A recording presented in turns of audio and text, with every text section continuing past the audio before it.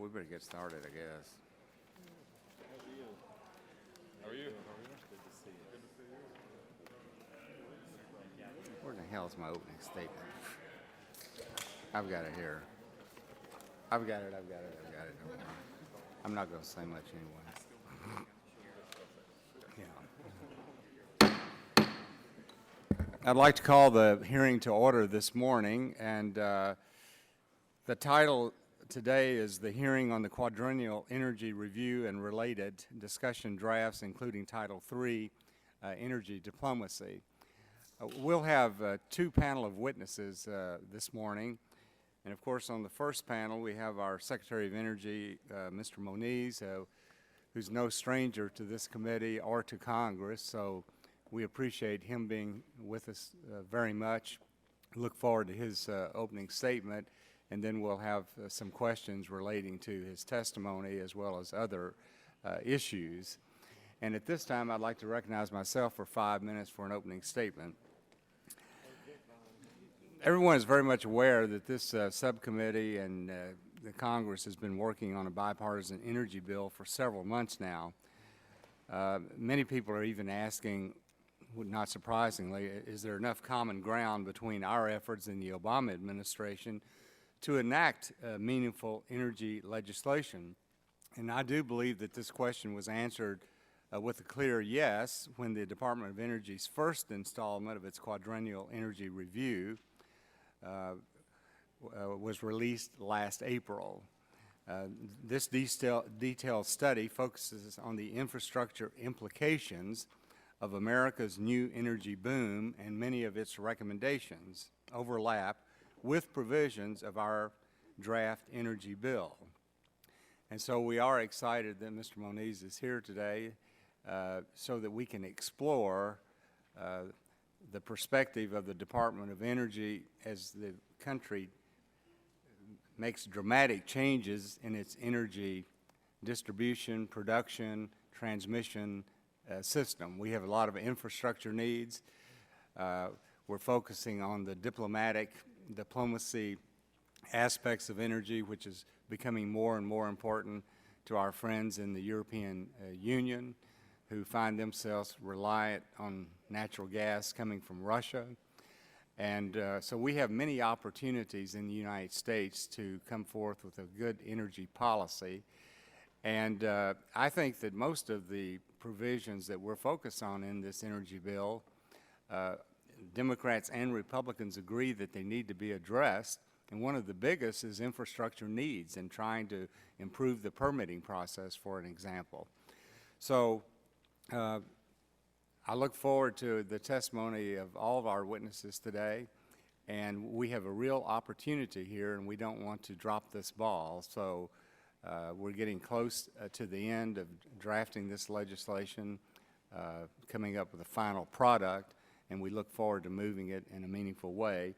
And at this time, I'd like to recognize the gentleman from Illinois, Mr. Rush, for his opening statement. I want to thank you, Mr. Chairman, for holding this important hearing today on the QER, and as well as on a variety of other energy issues covered in the discussion draft. Mr. Chairman, let me first begin by welcoming the Honorable and Distinguished Secretary of Energy, Mr. Moniz, here to the subcommittee today. Welcome, Mr. Secretary. Mr. Secretary, let me commend you for the outstanding work you have been involved in on a myriad of different issues, all important to the American people. Mr. Chairman, Mr. Secretary, you might not accept this. You might not. You might think that this is not something that you seek.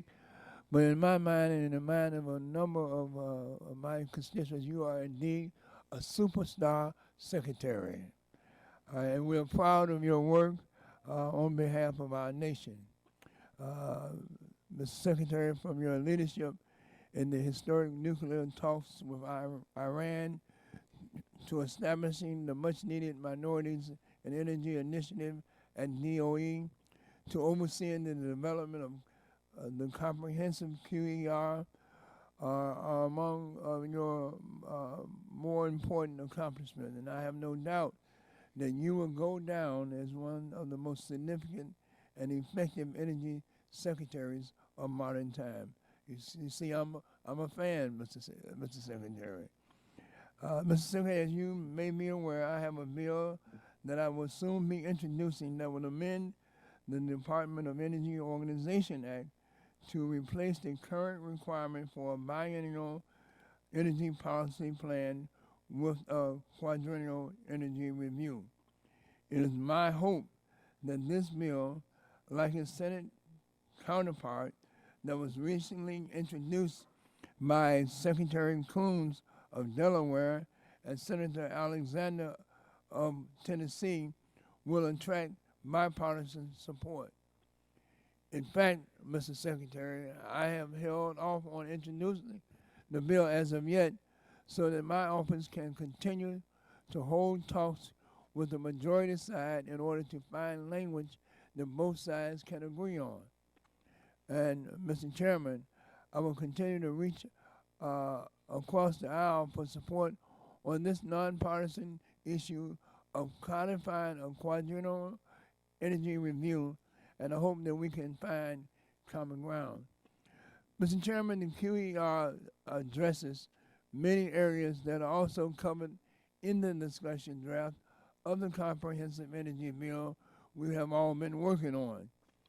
Issues such as increasing the resilience, reliability, and safety of the grid are discussed in both packages. Additionally, there are many similarities in both the QER and the discussion draft regarding integrating North American energy markets, modernizing the grid, and enhancing employment and workforce training.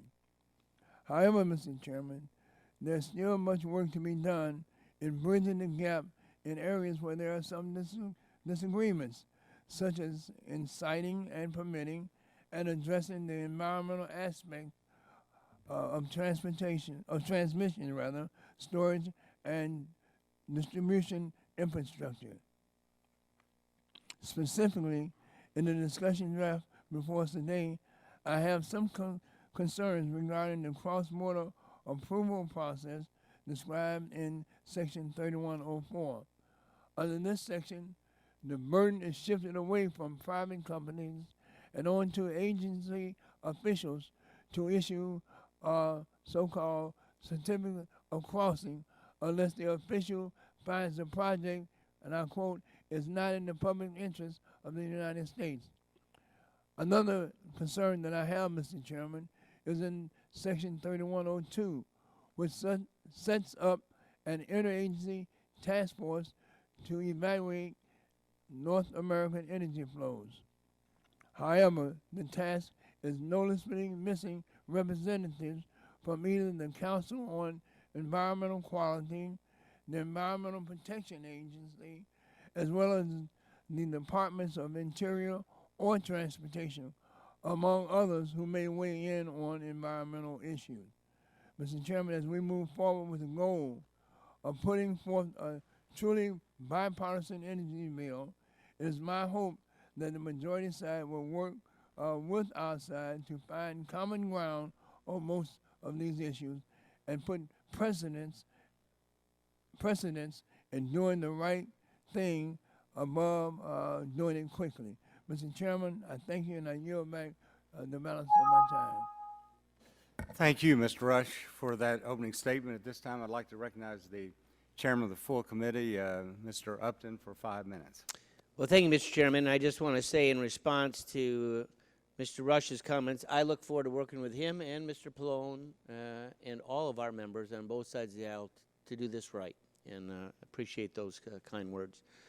We're delighted to welcome back Secretary Moniz to the committee to discuss the first installment of the Quadrennial Energy Review that focused on energy transport and infrastructure, something we need to do. America's energy picture is rapidly changing, and our laws and regulations need to change with it. Long-standing concerns about declining domestic energy output have been erased by rapidly rising oil and natural gas production. 2013 alone, according to the QER, the U.S. added 1.2 million barrels per day of production, a record increase by one country in 1 year. Domestic production of natural gas and related liquids has experienced equally dramatic increases. 2014, the U.S. became the world's #1 energy producing nation, and it's time that we start acting like it. Unfortunately, the scarcity mindset is still embedded in our national energy policy. Rising energy production requires more energy infrastructure, what I have called the architecture of abundance. Both the energy legislation and the QER include a number of ideas for upgrading and expanding the nation's energy infrastructure. And in light of the recent pipeline spill in California, I would add that both aim to ensure that this new infrastructure is built with state-of-the-art technologies that reduce the environmental and safety risks. But our energy abundance can be more than just an economic success story. It indeed can be a foreign policy success story as well. And that's why recently released discussion draft of our energy diplomacy title is so important. The discussion draft builds on the extensive work done by this subcommittee on LNG exports. At numerous hearings over the last couple of years, we heard from many of our allies around the globe who said they would rather get their natural gas from us than the likes of Russia or Iran. That message was underscored last month when I led a high-level delegation to several of our European allies, including Ukraine. And we came away with a profound new understanding of just how vital these partnerships can be. In established parts of the EU, leaders are coming together to promote a unified energy market because of its potential for security, affordability, and innovation. In Ukraine, where the commitment to freedom and democracy is hard-fought each and every day, their energy aspirations are fundamental to their dreams for a peaceful future. While our discussion draft encourages North American energy cooperation and cross-border infrastructure, opportunities for energy diplomacy extend well beyond our own continent. For example, there is broad recognition that the U.S. LNG exports will benefit the U.S. economy, our consumers, and yes, our allies. While the same could be said for oil exports, a statutory ban has prevented us from pursuing these benefits for the last 4 decades, and it's time that Congress considers revising the ban on crude oil exports. Amen. As with natural gas, America now has enough oil production to make increased exports feasible, especially the lighter grades of crude that the QER notes have experienced the most rapid supply increases. Economic and foreign policy experts across the political spectrum believe that expanding the markets for American oil would be a net jobs creator at home while enhancing our geopolitical influence abroad. And at the same time, reports from the GAO, CBO, and Energy Information Administration all point to reductions in the price of gas as a result of increased oil exports. In other words, oil exports can be a win for the American people and a win for our allies. The energy sector has been the nation's most significant job creator in recent years. But with the drop in oil prices, as many as 100,000 energy industry positions have been lost. The case for creating more jobs by expanding the market for American oil is a key reason why oil exports should be on this committee's agenda this year. And while we're not currently considering any such provisions in this pending legislation, I do look forward to working with my good friend Mr. Barton and others on both sides of the aisle to ensure that we get the policy right. Yield back the balance of my time. Gentleman yields back. At this time, recognize the gentleman from New Jersey, Mr. Pallone, for 5 minutes. Thank you, Chairman Whitfield and Ranking Member Rush. Let me begin by welcoming Secretary Moniz back to the committee and congratulating you on completing the first installment of the Quadrennial Energy Review. It's a truly comprehensive look at our nation's energy infrastructure, and its recommendations will help us chart a path forward in the rapidly changing energy sector. This installment relates to the transportation, storage, and distribution of energy. These TS&D connections between suppliers and users can impact our energy reliability and security and affect our ability to meet environmental and economic goals. TS&D infrastructure is vulnerable to a wide and expanding array of threats, from natural disasters to physical and cyber attacks, so it's important we thoroughly understand these vulnerabilities and how to mitigate their impacts. At the same time, its modernization can help achieve meaningful greenhouse gas reductions and other environmental goals while enhancing safety, security, and reliability. Ultimately, the OER represents the forward thinking we need to ensure a smarter, more resilient, cost-effective, and environmentally sound energy system for the future, and I look forward to working with you, Mr. Secretary, to translate these important ideas into legislation and law. I wish I could be as upbeat in discussing the majority's energy diplomacy discussion draft. Rather than building on the strong relationships with our North American neighbors, the majority has chosen to resurrect controversial legislative proposals that have already drawn Democratic concerns and presidential veto threats. For example, the bill would eliminate the current presidential permitting process for liquid and gas pipelines and electric transmission lines that cross the U.S. border with Mexico and Canada, and it replaces the process with one that effectively rubber stamps permit applications and eliminates any meaningful environmental review. Well, now it only take effect after President Obama leaves office and specifically excludes the Keystone pipeline. It still appears to allow TransCanada to avail itself of the new process by reapplying with a revised route. The provision also limits federal approval and environmental review to the small segment of a project that physically crosses the national border. It also creates a rebuttable presumption that these projects are in the public interest, shifting the burden of proof to project opponents, to project opponents. This all but guarantees permit approval and virtually eliminates the opportunity for protective permit conditions. The draft bill also recycles LNG export language designed to address non-existent delays at the Department of Energy. In fact, DOE recently testified, and I quote, that right now there are 0 applicants sitting in front of us for a decision. The last application that came out of FERC, we turned that around in 1 day. Nonetheless, the bill would make changes to an otherwise successful process. And finally, another provision would create a task force burdening federal energy regulatory actions with additional red tape and undermining environmental considerations. In fact, it speaks volumes that the very agencies tasked with natural resource and environmental management like EPA and DOI are excluded from the task force. So I hope this committee can start to work towards consensus legislation instead of resurrecting problematic issues of the past. But thank you, Mr. Chairman. I yield back. Gentleman yields back. That concludes the opening statements for today. And Mr. Secretary, once again, thank you for joining us. We do look forward to your insights on these important issues, and I'd like to recognize you for 5 minutes for your opening statement. Well, thank you, Chairman Upton and Whitfield, and ranking members Pallone and Rush. I'm not sure the microphone is on, but The light is on. Yeah. Okay. Start again. Okay. Well, again, Chairman Upton and Whitfield, and ranking members Pallone and Rush, distinguished members of this subcommittee, thank you for the opportunity to be with you again today. And I really appreciate the leadership that this committee has shown in working towards comprehensive and bipartisan energy legislation that includes many of the topics in the QER first installment. I look forward to working with you to move these ideas forward, and really appreciate in the opening remarks the statements about common ground and the opportunities we have to work together. As was already stated, the U.S. has reaped enormous benefits from our energy revolution the last several years, which I point out includes, of course, hydrocarbon production, but also dramatically increased renewables deployment to energy productivity gains. This revolution, however, has produced changes that are challenging our energy infrastructure, and to be direct, we need to modernize and transform our energy infrastructures and our shared commodity infrastructures. This will require major new investments, and we have to get it right.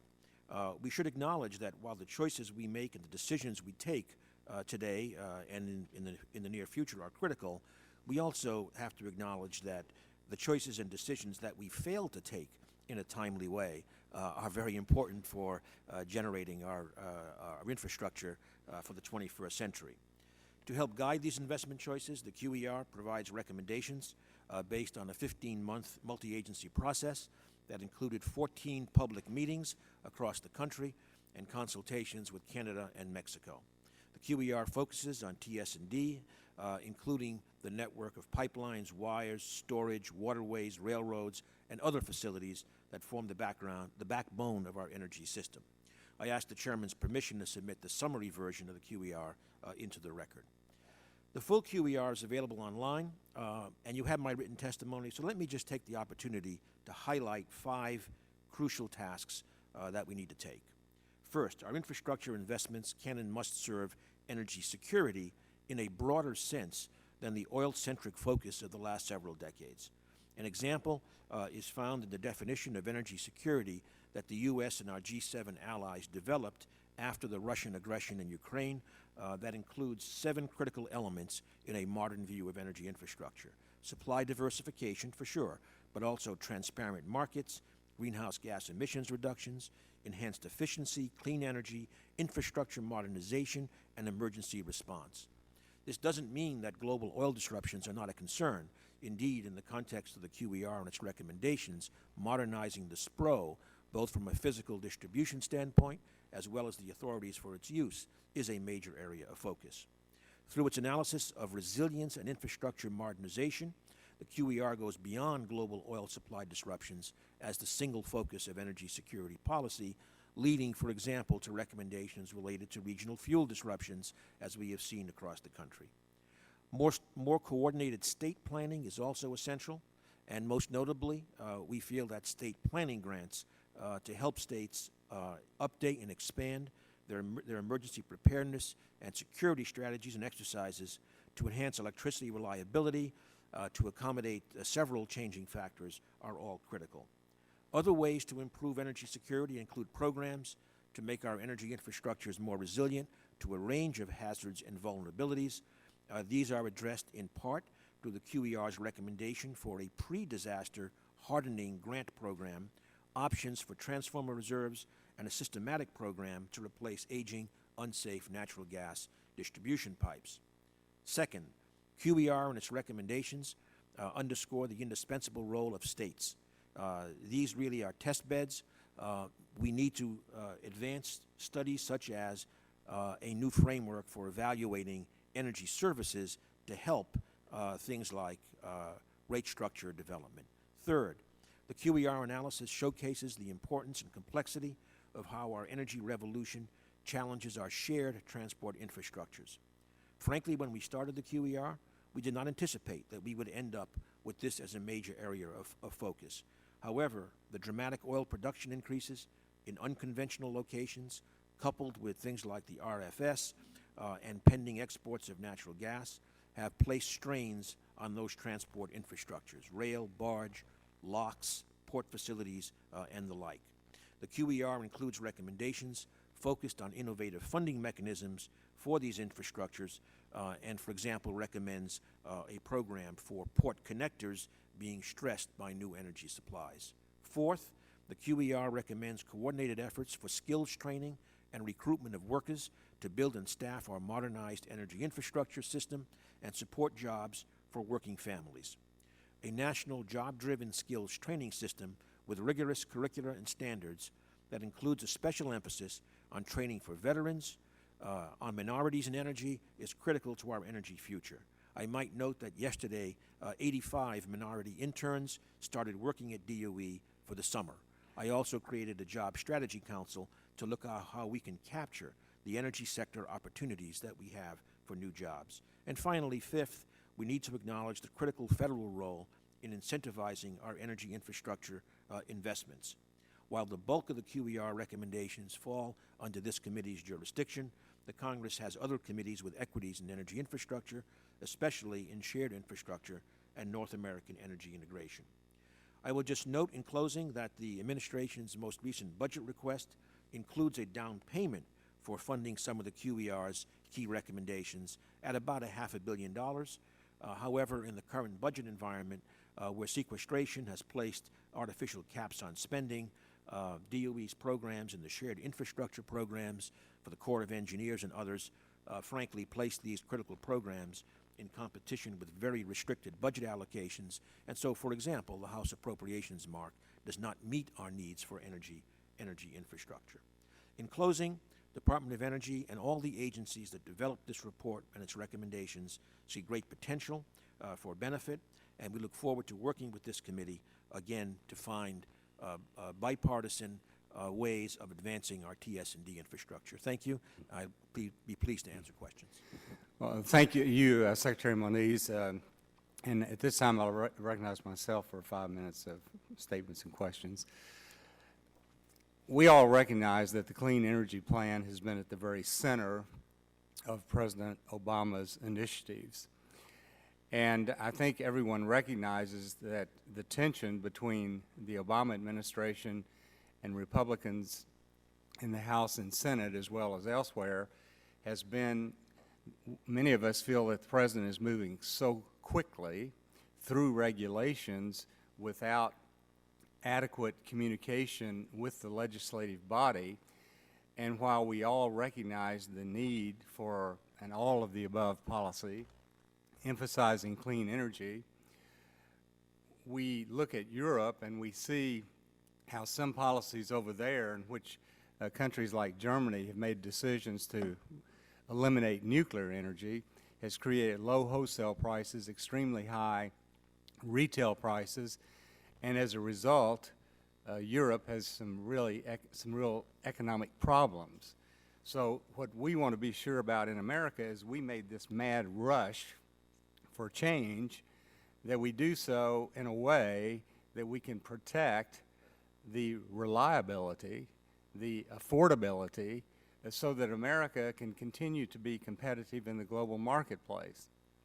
Mr. McKinley, who left, was just telling me that in West Virginia, they've lost 45% of their coal jobs. And so this economic impact affects all of us. And that's why we're trying to move this energy bill. That's why the Quadrennial Energy Review is so important, to look at all aspects of everything, because everyone knows that we're fortunate. We have an abundant energy supply, natural gas particularly, and oil as well.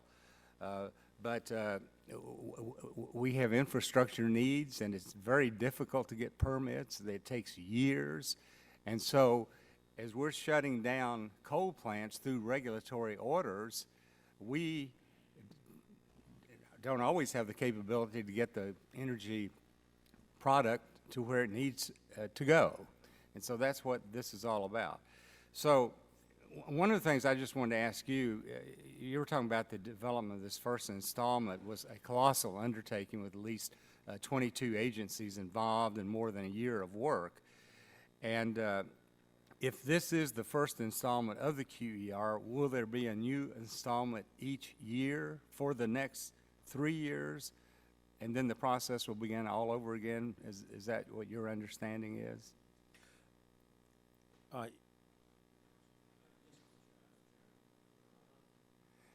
No. Yeah, there you go. Apologize.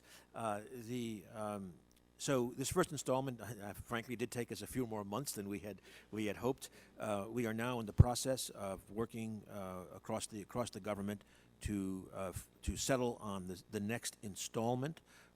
We would like to get something into your hands early next year again, and then again at the end of 2016. Mm-hmm. Now, and clearly, this will be now expanding into the supply and demand ends of the energy sector. Yeah.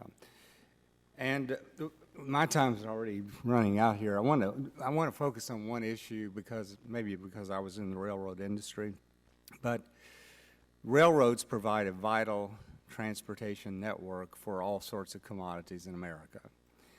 And historically, railroads have generated lots of income from moving coal. And the coal shipments have dropped dramatically, even though our coal exports are up, despite problems of trying to open up coal export facilities in Washington State. But many people are genuinely concerned about the financial viability of the railroad industry with this extreme reduction in coal transportation. Was that discussed in the quadrennial review process from your personal knowledge? Was there any discussion about that at all? Yes, Mr. Chairman. Of course, the Department of Transportation would have prime responsibility in that area, but there were discussions, because we did see in some cases, especially in the upper Midwest, some coal shortages for a while, but it was not because the trains weren't operating, they were just carrying other commodities, which my understanding may have had a higher margin for them.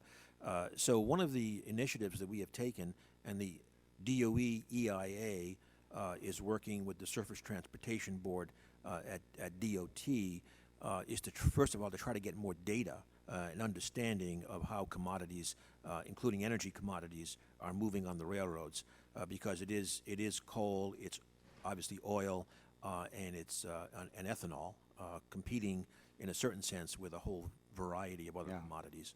But I think more data and data transparency will be very important for federal and state planning. Because we do have to have a strong financial railroad sector just because of the impact it has on our entire economy. So my time's expired. At this time, I'd like to recognize Mr. Rush for 5 minutes. Thank you, Mr. Chairman. Mr. Secretary, as I asserted in my opening statement, I believe that you will go down as one of the most consequential energy secretaries of our time. And again, I want to commend you on your fine work and the initiatives that you have established during your tenure. And as you know, Mr. Secretary, when one attempts to change the culture and the practices of institutions that have been doing things a certain way for a long time, then inevitably there will be resistance and apprehension when those entities are asked to change. And it's with this in mind, Mr. Secretary, that I ask you to follow up with me to gauge where we are with some of the initiatives that you and I have discussed before in the past. Specifically, I would like to discuss with you the issue of inclusiveness and outreach at the publicly funded national labs, including but not limited to Argonne and Fermi in my state. And my office will be in touch with you to schedule a meeting for sometime in the very near future between you and I. It is my opinion, Mr. Secretary, that they are, Argonne and Fermi specifically, are thinking and fumbling on the issues of inclusiveness and outreach. It seems to me that they're trying to run out the clock on you and I. They're not seriously taking our requests and our initiatives and our discussions to heart. Mr. Secretary, on another issue, I would like to get your thoughts and feedback on the QER legislation that was introduced in the Senate. And I, as I said before, I will be offering a companion bill in the House soon. As you know, Mr. Secretary, this bill would simply amend the DOE Organizational Act to replace the current requirement for a biennial energy policy plan with a quadrennial energy review. And can you give the subcommittee some feedback on this bill? From your understanding, would DOE take the lead in the drafting of QER, and is there a need for legislation such as what I previously discussed? Thank you, Mr. Rush. Yes. By the way, on the consequential issue, I hope they're positive consequences. And I might also at this point say that I think our Energy Policy and Systems Analysis Office did a heroic job in marshaling this huge QER forward. On your first question, and culture, et cetera, I might add that there's a wonderful expression by Peter Drucker, the famous management consultant, that culture eats strategy for breakfast. We can change rules, but it's hard to change culture. But I think we are certainly making advances, certainly on the issue of minorities and energy. And if you know otherwise, I'd like to discuss it with you, because I do see enthusiasm going forward. Argonne, for example, one of their initiatives is in terms of making sure that minority businesses are quite aware of the opportunities for procurement. We also have, and DOT Harris has been a leader in our place-based initiative. So a good example is working, in this case, in southwest Louisiana, with the enormous construction going on driven by natural gas for training minorities to get some of those jobs. In terms of research collaborations, another example would be our Jefferson Lab working closely with Hampton University. I mentioned the interns already. So we're going to keep pushing on all these fronts, and I want to work with you on that. And if you find problems, let me know, because I will be sure to. I certainly will, Mr. Okay, Secretary. thank you. Secondly, on the QER and the possibility of legislation, let me say that I certainly share the driver of this, which is that I think, and by the way, the initial reaction to the QER, including in this hearing, I think suggests that institutionalizing this could really be very important for continuing a bipartisan administration Congress discussion. So I'm happy to work with both chambers in terms of how that might go forward. I would just say that Department of Energy in this first installment clearly did provide kind of the analytical horsepower for it, but I do want to note that the Executive Office of the President also played a crucial role in being able to convene 22 agencies to come together to work on it. So anyway, we'd be happy to discuss that further. Gentleman's time has expired. This time, recognize the gentleman from Michigan, Mr. Upton, for 5 minutes. Thanks again, Mr. Chairman. Mr. Secretary, in my opening, I reaffirmed the desire of this committee to work with you and the administration to find areas of mutual agreement on some QER legislative recommendations, and we look forward to that, receiving technical assistance on some of the other sections of the bill as well.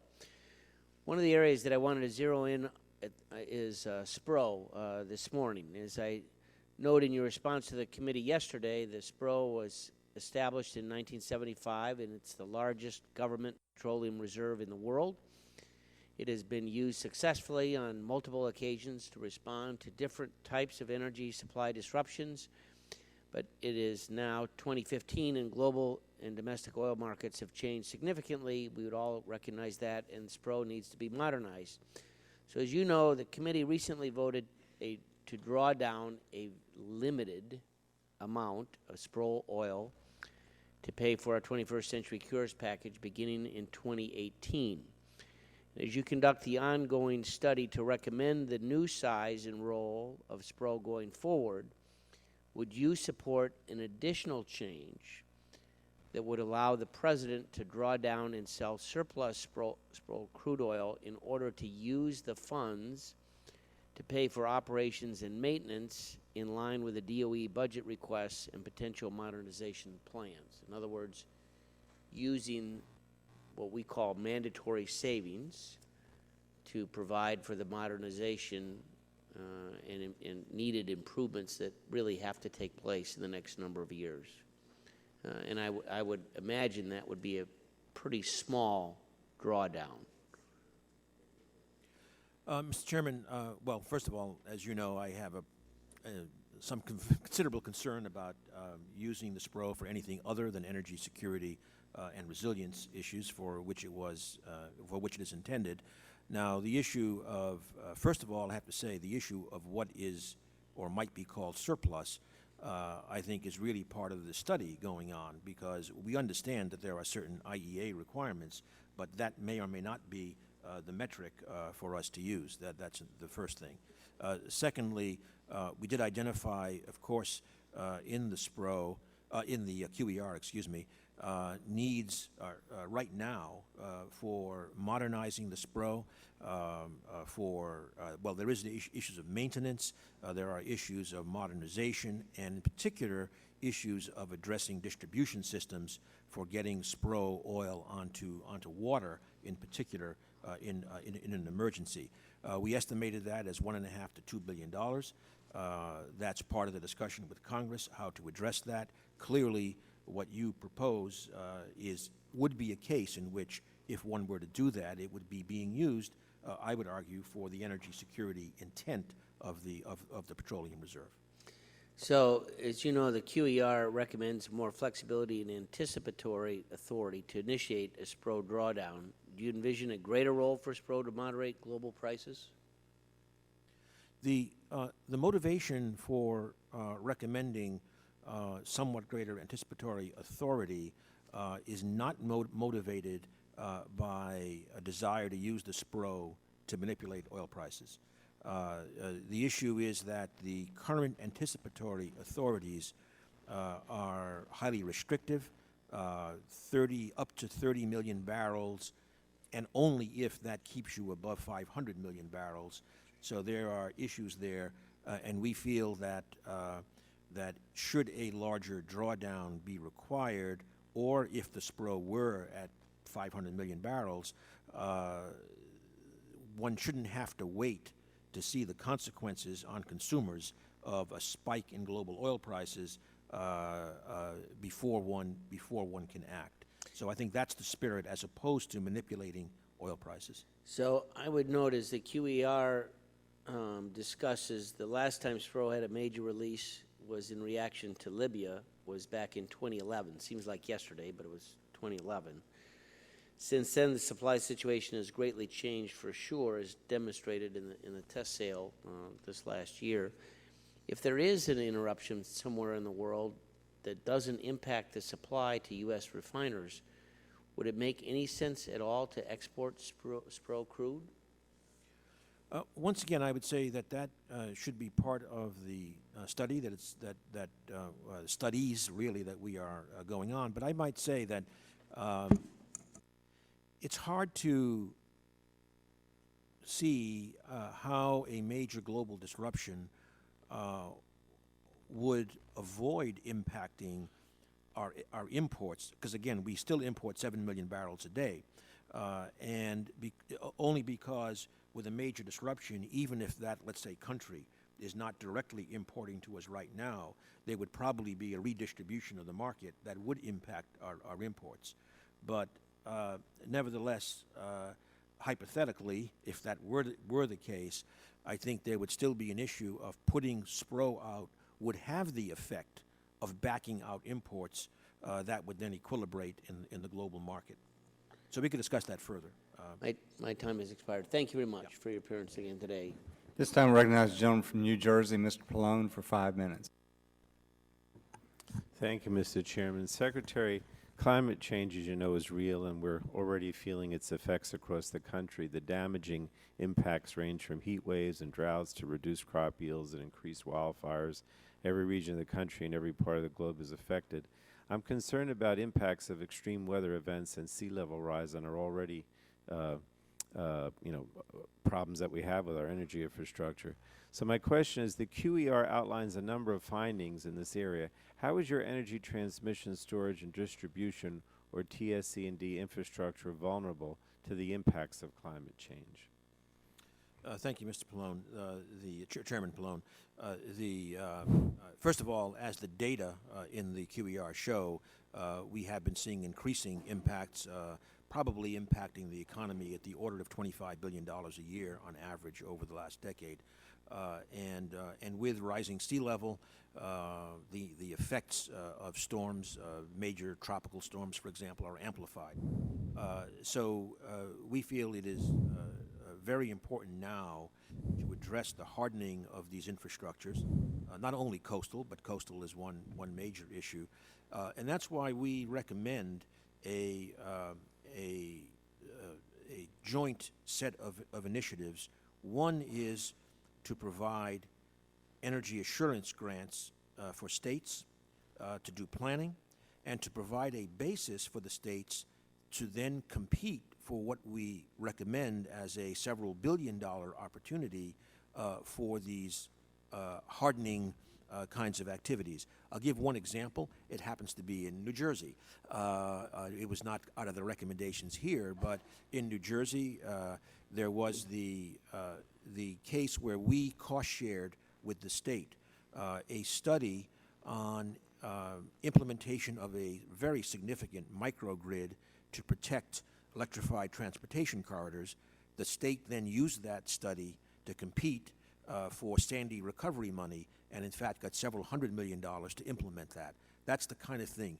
Do these studies, get technical assistance, and then have the opportunity to move forward with cost-sharing major resiliency projects. Well, I appreciate your mentioning our New Jersey grant because, you know, obviously we did have a lot of vulnerabilities during Superstorm Sandy. We saw a breakdown of infrastructure and services, both electricity and water supply. But in terms of this competitive grant program that, you know, is going to promote innovative solutions for infrastructure resilience, reliability, security, just give me a little more information about how that program would work. I know you mentioned the New Jersey program, but what other kinds of projects would be eligible for those grants? Well, it could be, again, any kind of project that hardens infrastructure. The electric grid has clearly shown vulnerability to storms. So it could be things that, like I mentioned, with microgrids. It could be the use of advanced technologies. I could mention some things like synchrophasers that would allow system operators to respond much more quickly to something that is happening, to protect spreading of a blackout, for example. It could be in terms of fuels requirements. One of the recommendations that we have in there is to expand analyses of what different kinds of regional product reserves might do. Now, this is a case where, again, in the Northeast and New Jersey, Right. we've already moved there, but there are issues in California, there are issues in the Southeast, there could be issues in the upper Midwest, and so we recommend that, and there could be opportunities there for new resiliency projects. All right, thanks a lot. I do want to applaud you for your efforts to strengthen you know, these vulnerable and critical energy infrastructures, especially in the face of global climate change. So thanks again. Thank you, Mr. Chairman. This time, If I might just add that this is an example of the importance of the broader view of energy security, including resilience of our infrastructure. Yeah. Exactly. Thank you. thank you. This time, I recognize the gentleman from Texas, Mr. Barton, for 5 minutes. Well, thank you, Mr. Chairman, and Mr. Secretary, welcome back. Mr. Rush and you seem to have a mutual admiration society going. Superstar Energy Secretary. I Don't wouldn't get go jealous. do what? No, do not get jealous. I do not get jealous. Well, I wouldn't go quite so far as superstar, but my daughter has a saying that she learned in college: when something's really cool, it's money. And it's money. When you say it's money, it means that, man, that's hot and it's cool and it's right on the beam. Well, I'd say Moniz is money.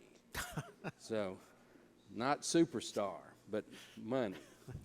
Now, you know what I'm gonna give you a chance to show just how money you are.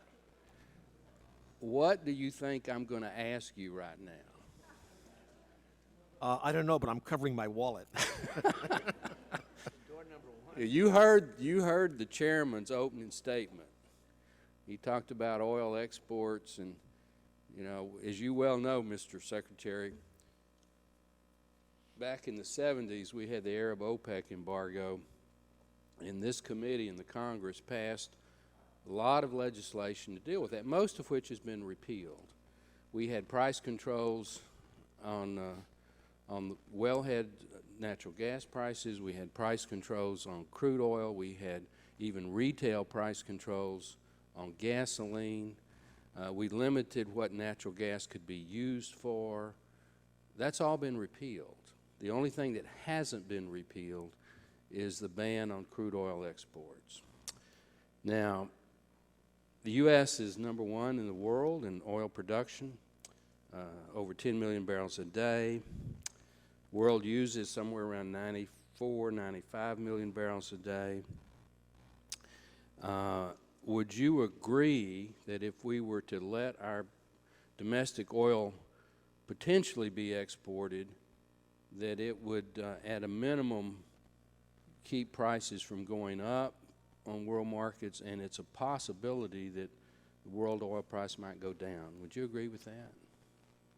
I think the key issue, Mr. Barton, is whether or not in a country like ours that still imports 7 million barrels a day, The question would be whether that did or did not stimulate any appreciable additional production. I mean, that would be the issue in terms of global price. Internally, there would be an issue as to how rents are shared between, say, refiners and producers, but in terms of the economy-wide, the real issue was whether there's more production, and certainly in today's market, it's hard to imagine that happening. Now, in a future market, I'm not a Harvard economics professor, nor am I. but I did go to graduate school, and if we want to talk about sharing of rents, our refiners are taking those rents and putting them in their pockets today. They're not sharing those with the retail consumers. If we let the producers have the option of putting that oil on the world market, the consumer in the United States could potentially benefit from the world price going down. And I think you'll agree with me that retail gasoline prices are basically set based on the world price for crude. You'll agree with that. Absolutely, yes. The EIA has confirmed that. So I have a list here of studies where they've looked at what would happen to the price in the United States at retail for gasoline. And the Brookings Institute, NERA, Resource for the Future, Council on Foreign Relations, Bipartisan Policy Center, Baker Institute, Center for Global Energy Policy at Columbia University, Energy Policy Research Institute, Aspen Institute, Progressive Policy Institute, IHS Energy, ICF, International Heritage Foundation, American Council for Capital Formation, Congressional Budget Office, Energy Information Administration, General Accounting Office, Federal Reserve Bank, have all concluded that if we allowed our oil to be exported, there would be no increase in the domestic price for gasoline, and in most cases it might go down. Now, those aren't oil company hacks. Those are bipartisan, usually, I'd say, objective institutes. Are you aware of those? You've got to be aware of some of those studies. Oh, yeah, yes, and again, I think they're all in agreement with the fundamentals that, again, the issue is whether or not such a move would lead to an increase of production of any appreciable magnitude. Well, if you'll send... If it doesn't, then there's essentially no impact on price. My time is expired, but if you'll send one of your crack aides to the Republican Study Committee Task Force on Energy seminar this afternoon, you'll hear 4 or 5 experts all say that if we allow our oil to be exported, U.S. production will stabilize and probably go up. And that, again, that's the key issue. I think we all agree on the facts. Okay. Thank you, Mr. Secretary, and thank you, Mr. Chairman. This time, Chair recognizes the gentleman from California, Mr. McNerney, for 5 minutes. Thank you, Mr. Chairman. Mr. Secretary, I do appreciate the big effort that went into producing this QER document. Nice work. The document does recommend legislative actions. Would you elaborate on 1 or 2 of the most urgent actions that would be required? Well, certainly, I think one of them very important ones that I already mentioned is this issue of providing funding, particularly for states to compete for good projects that will provide resiliency of infrastructure. I think that's a very important one. Another one is we recommend a fund that again would allow for competition for accelerating the modernization of natural gas distribution infrastructure for both environmental and safety reasons. Clearly, the federal government should not and cannot pay for what may be a $250 billion bill, but what we recommend is acceleration in which the federal government could help absorb any rate increase for low-income families. Those are 2 examples of a number. Very good.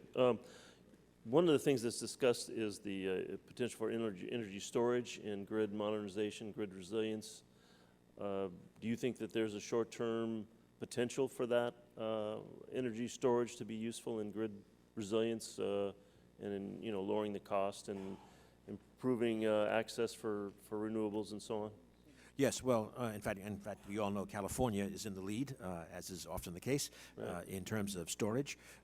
And clearly, except for the places geographically where pumped storage is available, we still need to bring down the costs of storage, but they are coming down.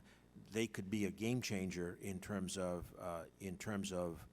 large-scale variable renewables, but also distributed storage at the household or commercial enterprise level could be another game changer, particularly in terms of distributed generation enablement.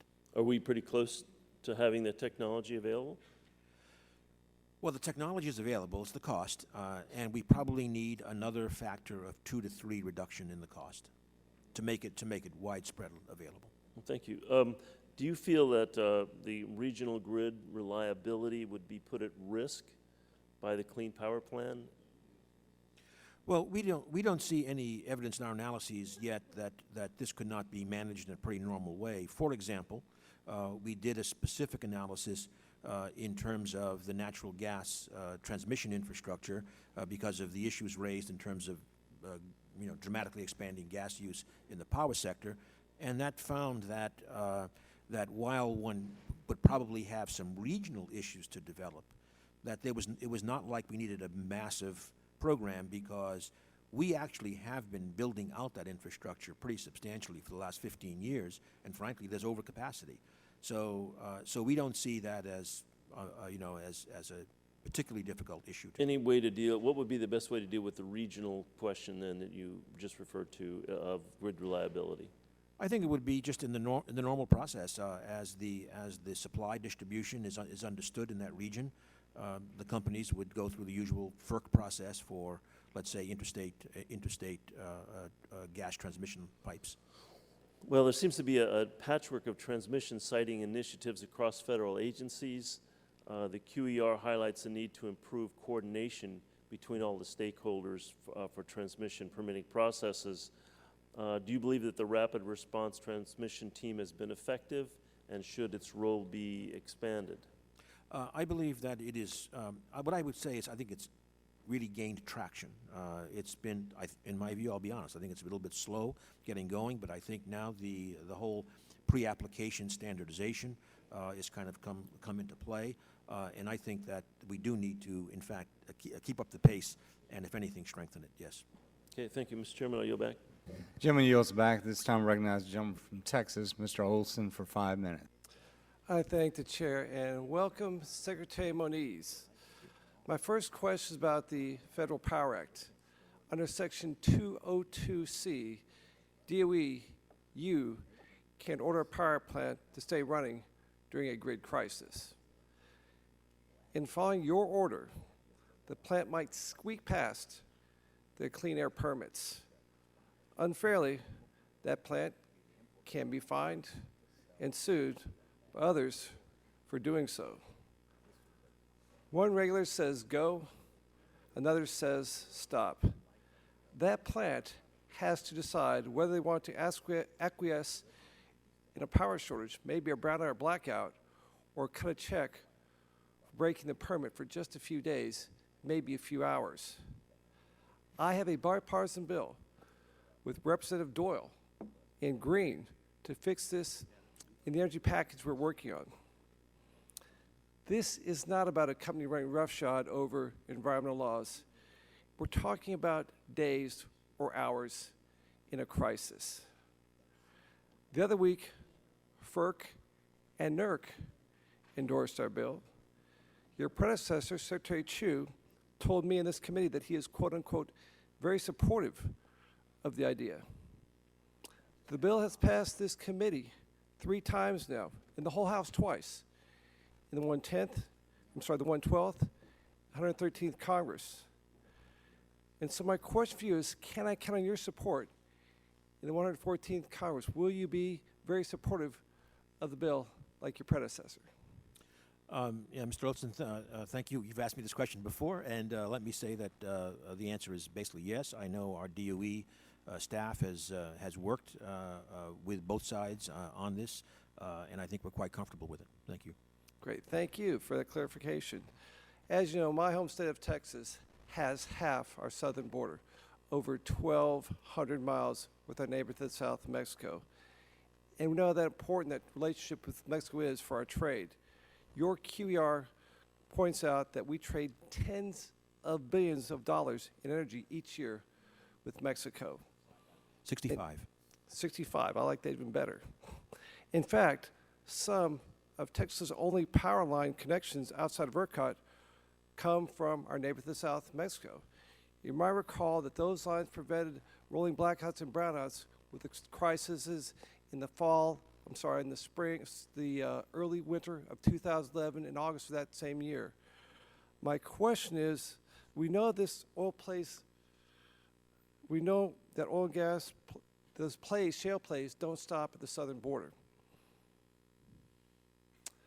New administration in Mexico is reforming its energy economy. I think those opportunities will expand in the future.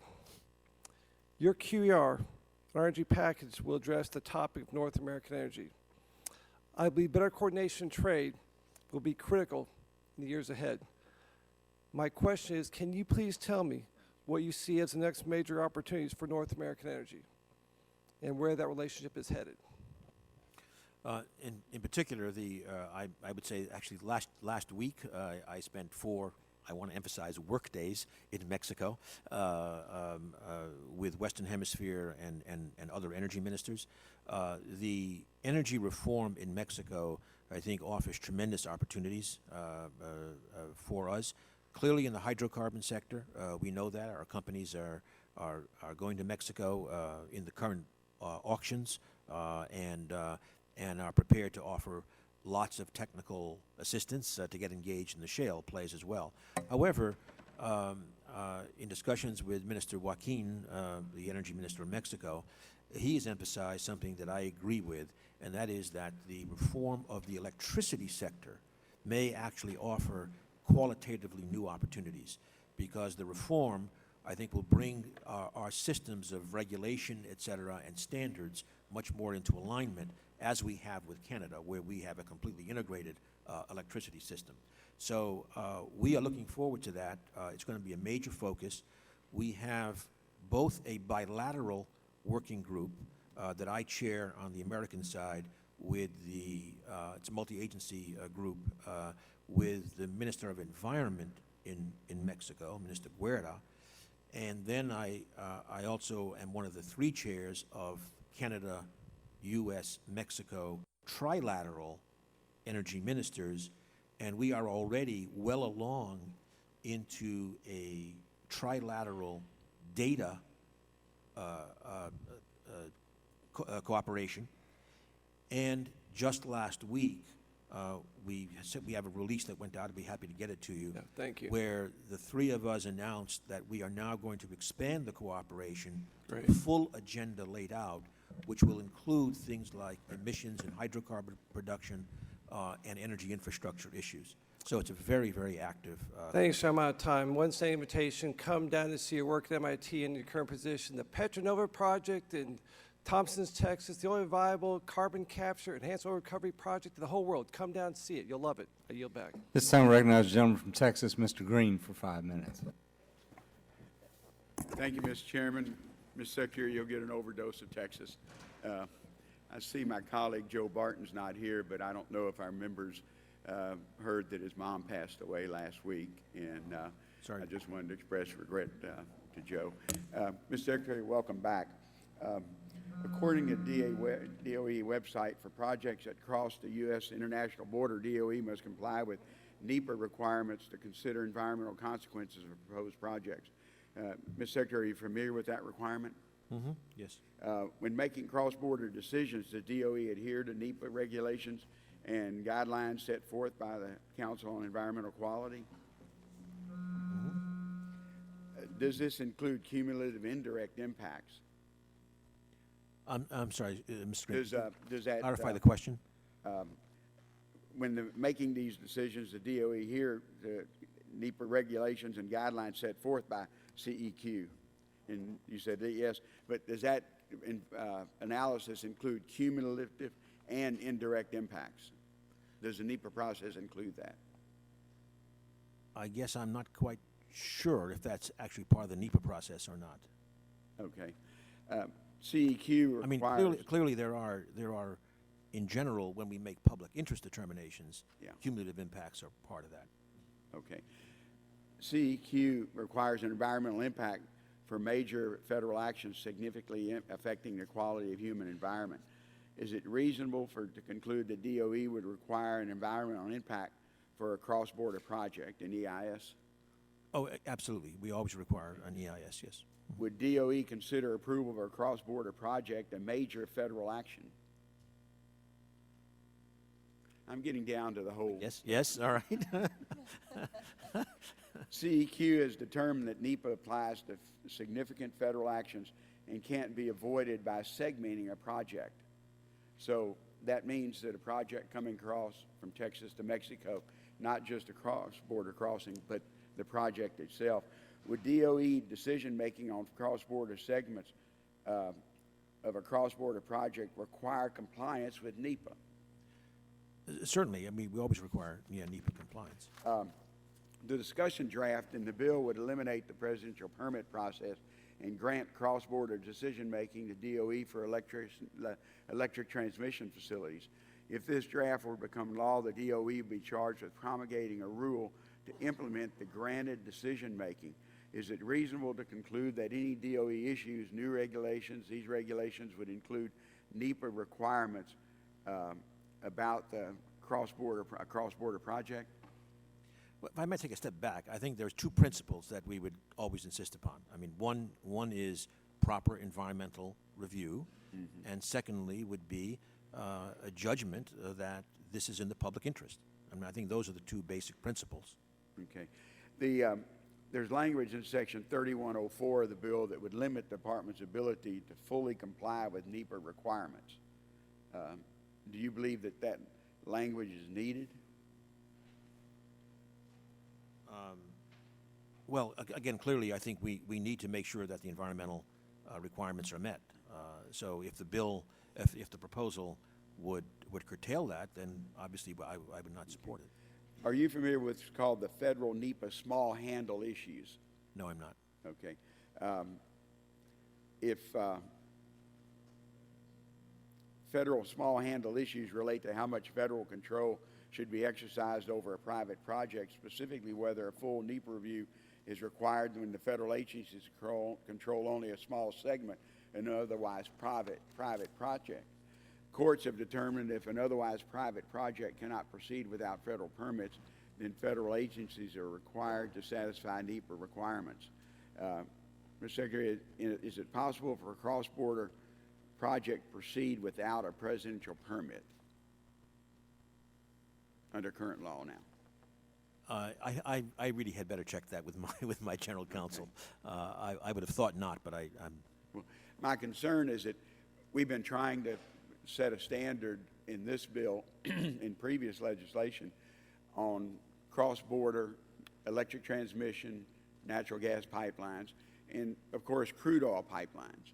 And in this case, Department of Energy would have the authority over electric transmission Wires. and whether Department of Energy would use the NEPA process to approve those cross-border. Yeah, well, again, my assumption is that, again, the two principles are there. The environmental impact, which is the NEPA process, certainly for the part in the United States, and the determination of public interest. Those are the two requirements and the two principles that I would uphold. Well, I'm out of time, but I appreciate, I don't know DOE, if we pass this bill with this particular section in it, would have that authority. And I just wanted to see what the regulatory process would be with DOE.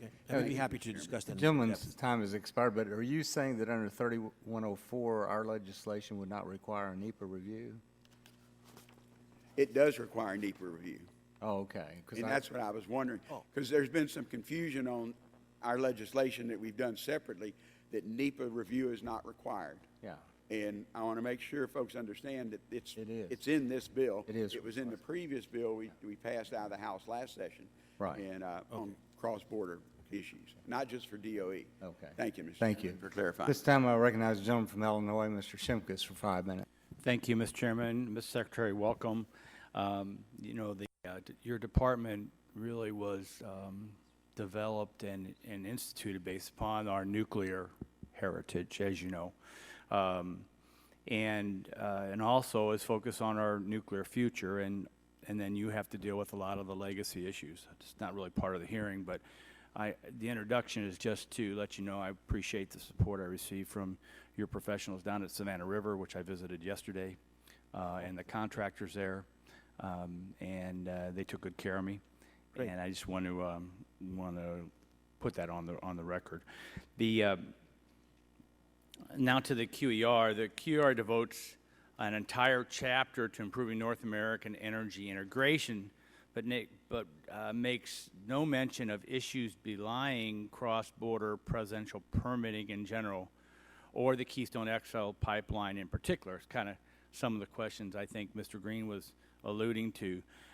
Do you agree that the, and I quote, ad hoc or siloed permitting process, close quotation, as the QER puts it, creates significant uncertainty? Yes, it certainly can in many cases. Has the inability to render a decision on Keystone Pipeline impacted other energy projects in Canada? Do you know of? I'm not aware of it, but. Okay.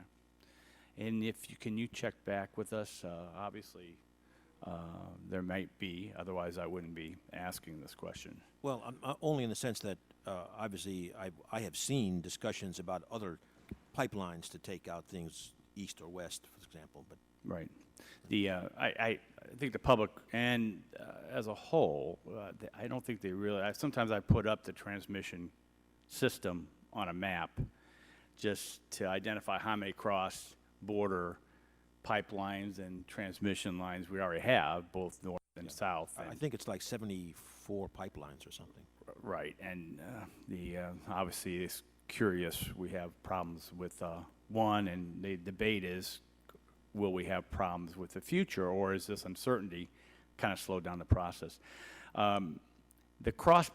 So part of the legislation, which the chairman is pointing to, talks about this cross-border energy infrastructure language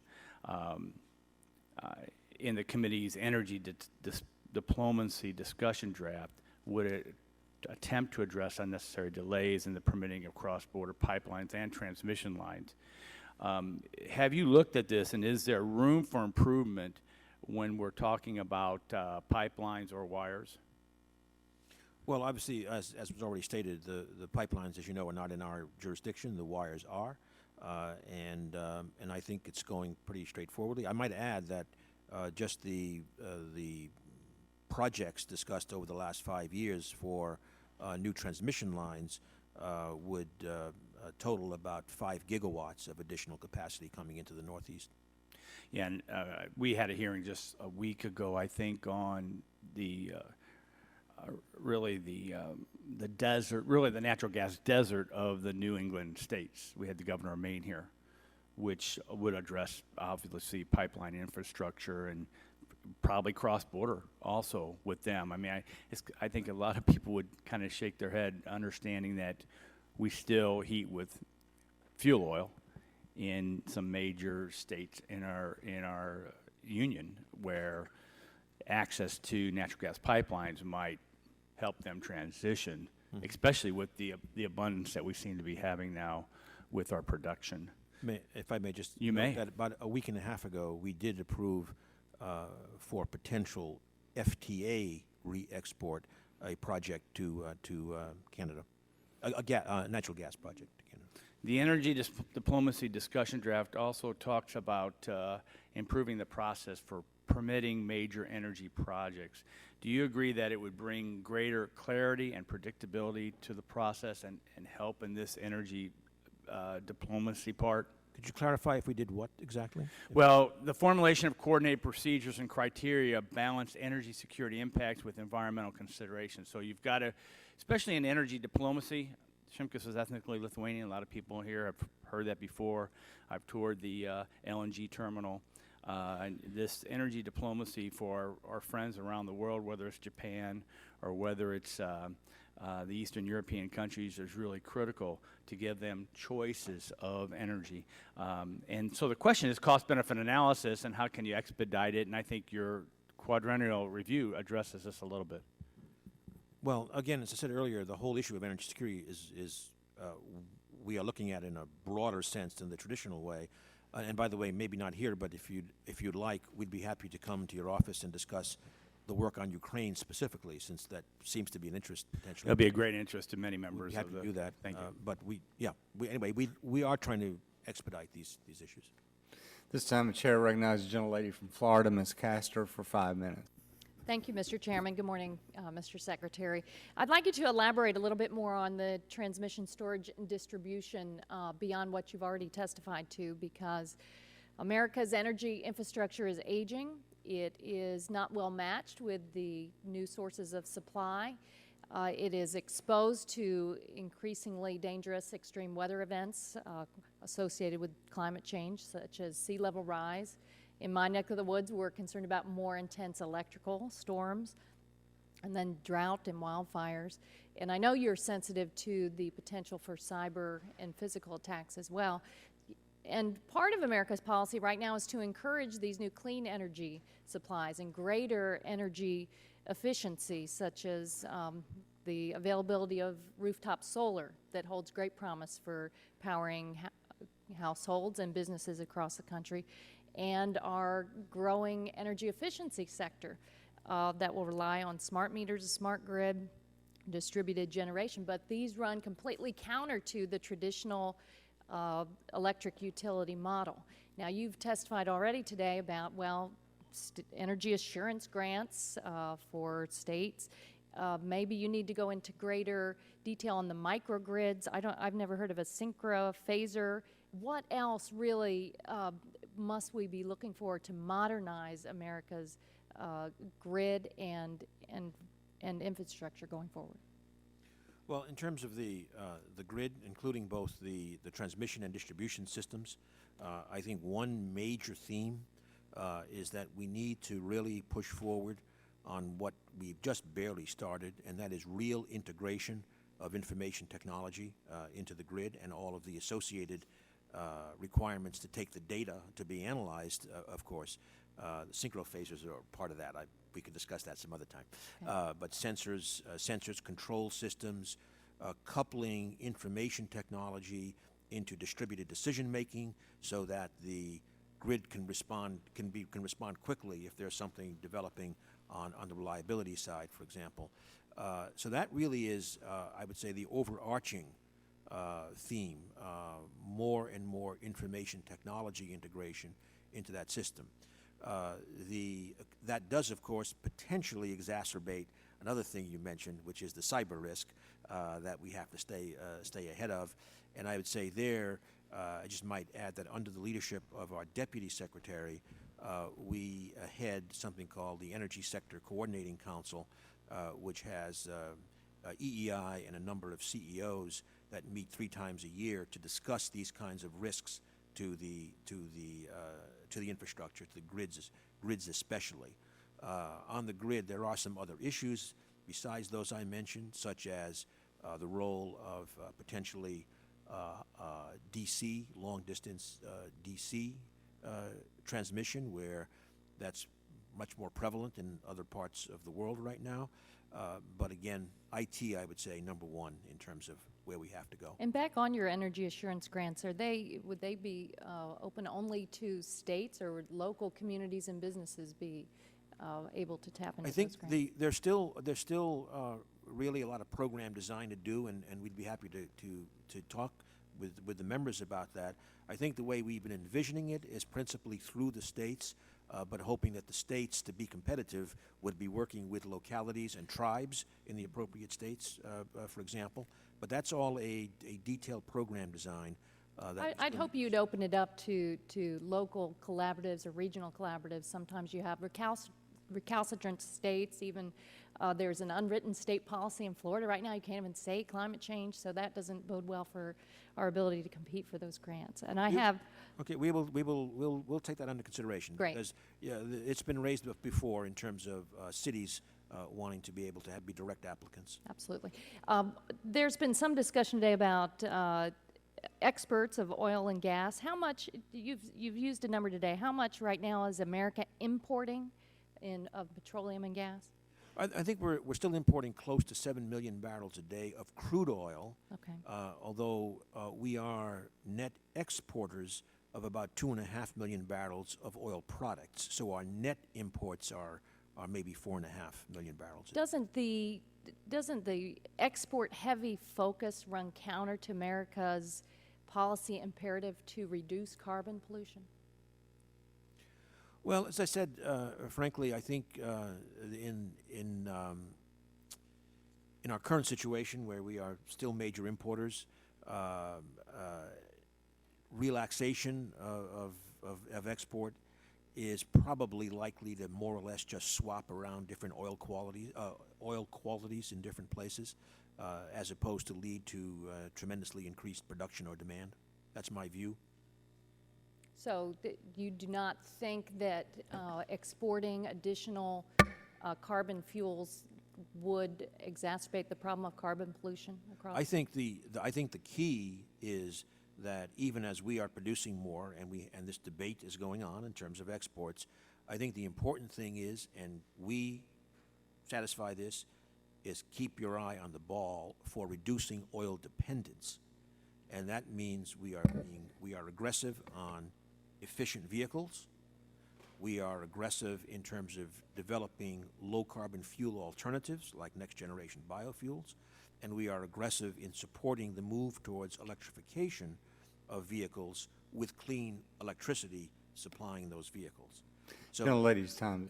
No, go ahead. no, I was going to say, so if you look at it, we are, I think, succeeding. For example, in the last, I think it's some number of years, maybe a decade, even as our population has increased, as our GDP has increased 13%, we have actually decreased petroleum fuel use. Gentlelady's time's expired. At this time, I recognize the gentleman from Pennsylvania, Mr. Pitts, for 5 minutes. Thank you, Mr. Chairman. Thank you, Mr. Secretary, for coming today. The Chairman Upton mentioned his interest in Ukraine and the meetings over there with the Ukrainian Parliament, the EU, getting resources over there. You said something that you're doing a lot with Ukraine. Would you care to elaborate, please? I'd be pleased to. Starting in middle of 2014, the G7 energy ministers, together with the EU, met to discuss energy security issues, and that included specifically the Russia-Ukraine situation. Out of that came a commitment to work with Ukraine for that winter, and so DOE led a team of several U.S. agencies plus Canadian experts that went to Ukraine several times and guided them to a winter contingency plan for energy. So that occurred, including, by the way, a tabletop exercise at the level of the Deputy Prime Minister. Then we are back there helping them again, look forward to next winter, but other things as well. For example, we pointed out the dependence not only on natural gas, but on Russian nuclear fuel. And you may have seen now that's led to Westinghouse now has a contract to be a fuel supplier for the Russian reactors in Ukraine. This has caught the attention of some, breaking a monopoly again. So we are working in a number of ways to help Ukraine on the energy situation. Thank you. The Department of Energy has made progress on a few LNG export applications, but the fact of the matter is that more than 30 applications still await final decision from DOE. And I realize that you decided to reconfigure the process to allow FERC to go first with its environmental review, but the process as a whole remains complicated, unpredictable, especially for U.S. allies who are unfamiliar with the bureaucratic process between DOE and FERC. My question is, when will DOE finalize its follow-on economic study of exports in the 12 to 20 billion cubic feet per day range? I can't give you an exact date, but I expect it quite soon. So, I mean, I don't think it's going to be an impediment because today we are at 8.5, I think, BCF per day, approved for non-FTA countries. Would the Trans-Pacific Partnership or the Transatlantic Trade and Investment Partnership clear the way for automatic LNG export approvals? I think that will depend on the specifics of how it's negotiated, but it may very well provide FTA status to more countries, in which case the approval is more or less automatic. Although I would caution, because this statement is also often raised with regard to TTIP and Europe, that the reality is that the market prices probably have a bigger impact than whether you are labeled FTA or non-FTA. Do you support the provisions within the discussion draft which would effectively give DOE 60 days to act on an application following the FERC environmental review? Well, we've made our statements very clear on that, in particular in a hearing in the Senate, that we frankly find it unnecessary. We've been acting quite quickly. It's workable. We've said it's workable. We can work with it, but we don't think it's necessary. U.S. Oil production has risen rapidly in the last several years, and imports are falling. In fact, only about 1/4 of the petroleum consumed in the U.S. is imported from foreign countries, which is the lowest level in 30 years. When asked about lifting the ban on oil exports, you've made the point that the U.S. still imports oil, which is a fact. But given our role in the global market, would it make sense to both import and export oil? Well, again, we need, I imagine we're going to meet our needs. And so right now, if we export a barrel, we're going to import a barrel to replace it. So as I said earlier, the only real issue in terms of the exports is whether that would lead to any material increase of production, as opposed to just, in effect, swapping oil. There could be some issues there in terms of oil quality. For example, the Mexicans have specifically petitioned for a swap in which we would send light oil to Mexico in return for heavier oil coming back. That's an example of a swap. But I have to say, it is not as though we have not been able to absorb all of the oil production today in the United States. It's been, so anyway. Thank you. My time's expired. Gentleman's time has expired. At this time, I recognize the gentlelady from California, Ms. Capps, for 5 minutes. Thank you, Mr. Chairman, for holding this hearing, and I thank you, Mr. Secretary, for your testimony. The discussion of our nation's energy infrastructure is very important, and as is the administration's work on the Quadrennial Energy Review. I'm particularly interested in the pipeline safety aspect of it. Over my years on this committee, I have referenced very many times the Santa Barbara oil spill of 1969. That oil spill had tremendous local and national ramifications, giving birth to our modern environmental movement in many ways and changing much of the way our nation as a whole has viewed the environment and oil development. Sadly, the Santa Barbara community was recently hit with another terrible oil spill along the coast. On May 19th, more than 100,000 gallons of crude oil spilled from the ruptured Plains All-American pipeline along the treasured Gaviota coast, just north of Santa Barbara. The oil quickly flowed under the highway, onto the beach, and into the ocean, where the oil slick spread south for miles along the coastline. While the exact causes of the spill are still being investigated, it is already clear that woefully inadequate federal pipeline safety standards have played a significant role. It turns out that the Plains All-American Pipeline is the only federally regulated pipeline in Santa Barbara County. It's also the only transmission pipeline in the county that does not have an automatic shutoff valve built into its system. And this is not a coincidence. Every other comparable oil pipeline in Santa Barbara County has an automatic shutoff valve because the county has required it. But the Federal Pipeline and Hazardous Materials Safety Administration, or PHMSA, as it's called, does not make this requirement of pipeline operators. While an automatic shutoff valve may not have prevented the spill, it certainly could have minimized it.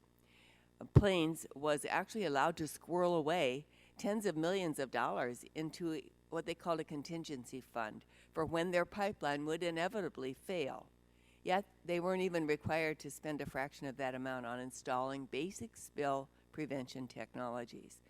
This, to me, defies common sense, and it cannot be allowed to continue. And this is just one example of lax safety standards. My constituents are understandably angry, and I share their anger. With all due respect for my seatmate, Mr. Green, who appropriately isn't here right now, oil and gas development at its core is dangerous and dirty business. The mere fact that Plains and other companies have oil spill contingency funds shows that there is no such thing as a safe pipeline. Spills do happen, and they will continue to happen as long as we depend on fossil fuel for our energy needs. We obviously cannot end this dependence overnight, but we clearly need to take bigger and bolder actions to achieve the clean energy future that we all know is needed. Secretary Moniz, I appreciate the President's and your strong commitment to pursuing renewable energy. The objectives of QER are important. We cannot build a clean energy future without modernizing our infrastructure and preparing for new challenges, but we must also do everything in our power to ensure that this infrastructure is as safe as possible. Congress has repeatedly directed PHMSA to strengthen its standards, and yet PHMSA has done very little. The QER specifically mentions a draft PHMSA rule in development that would help strengthen some of these standards. But PHMSA first began taking comment on this rule nearly 5 years ago, and nothing has been published so far. And in 2011, Congress enacted legislation explicitly directing PHMSA to issue a rule requiring automatic shutoff valves on new pipelines by January of last year. Still, not even a proposal, let alone a final rule. I find this really inexcusable.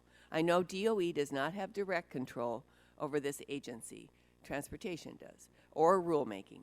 But what's the point of replacing aging pipelines and building new ones if they're all built using ineffective and outdated safety standards?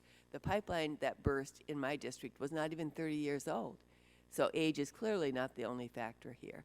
So, Mr. Secretary, my question for you, and I'd appreciate if you can get back to me because I've taken most of this time, but what is the administration going to do now to ensure, there's a lot of attention focused on this topic, to ensure that a new pipeline infrastructure is as safe as possible? Well, again, as you said, PHMSA obviously is in the Department of Transportation, and I'm certainly happy to talk with Secretary Fox and get back to you.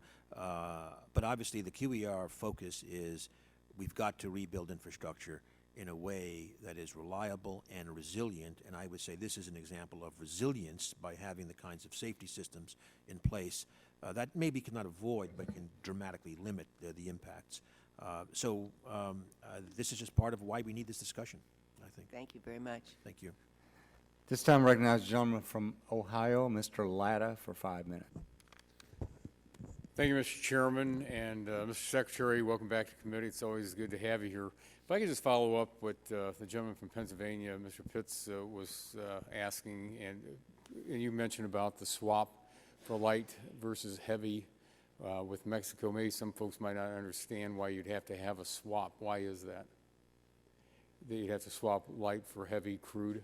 I just mentioned that that's what the Mexicans have petitioned for, because I think currently we do not have authorities for exporting oil directly to Mexico. So they recommend.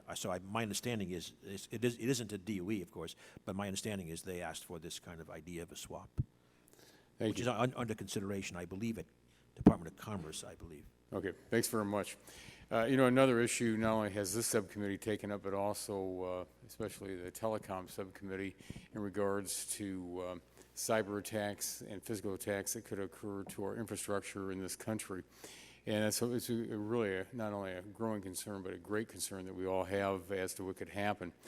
The committee's discussion draft on energy reliability and security provides the Secretary of Energy the authority to take emergency measures to protect the bulk power system from grid security emergencies. Are you generally supportive of the DOE having grid security emergency authority? I just mentioned that that's what the Mexicans have petitioned for, because I think currently we do not have authorities for exporting oil directly to Mexico. So they recommend. My understanding is Well, I believe we have that. We have the authorities, but only under emergency conditions. Well, let me ask, what other grid security recommendations you make to this committee that we should consider at this time? Well, I don't know what is appropriate for statutory direction, but I think the utilities, for example, on physical security, many of them have taken significant steps since the California incident. They're not always advertised for obvious reasons, but they have been doing that. Similarly, by the way, many of the utilities, but the reason we need to really complete a study on the transformer issues, whether it's because of a physical attack or just, wear and tear, a number of utilities have really moved in terms of their backup there, but it's not uniform. And of course, we have very, very different utility structures, organizational structures. So it's very different for IOUs versus co-ops, et cetera.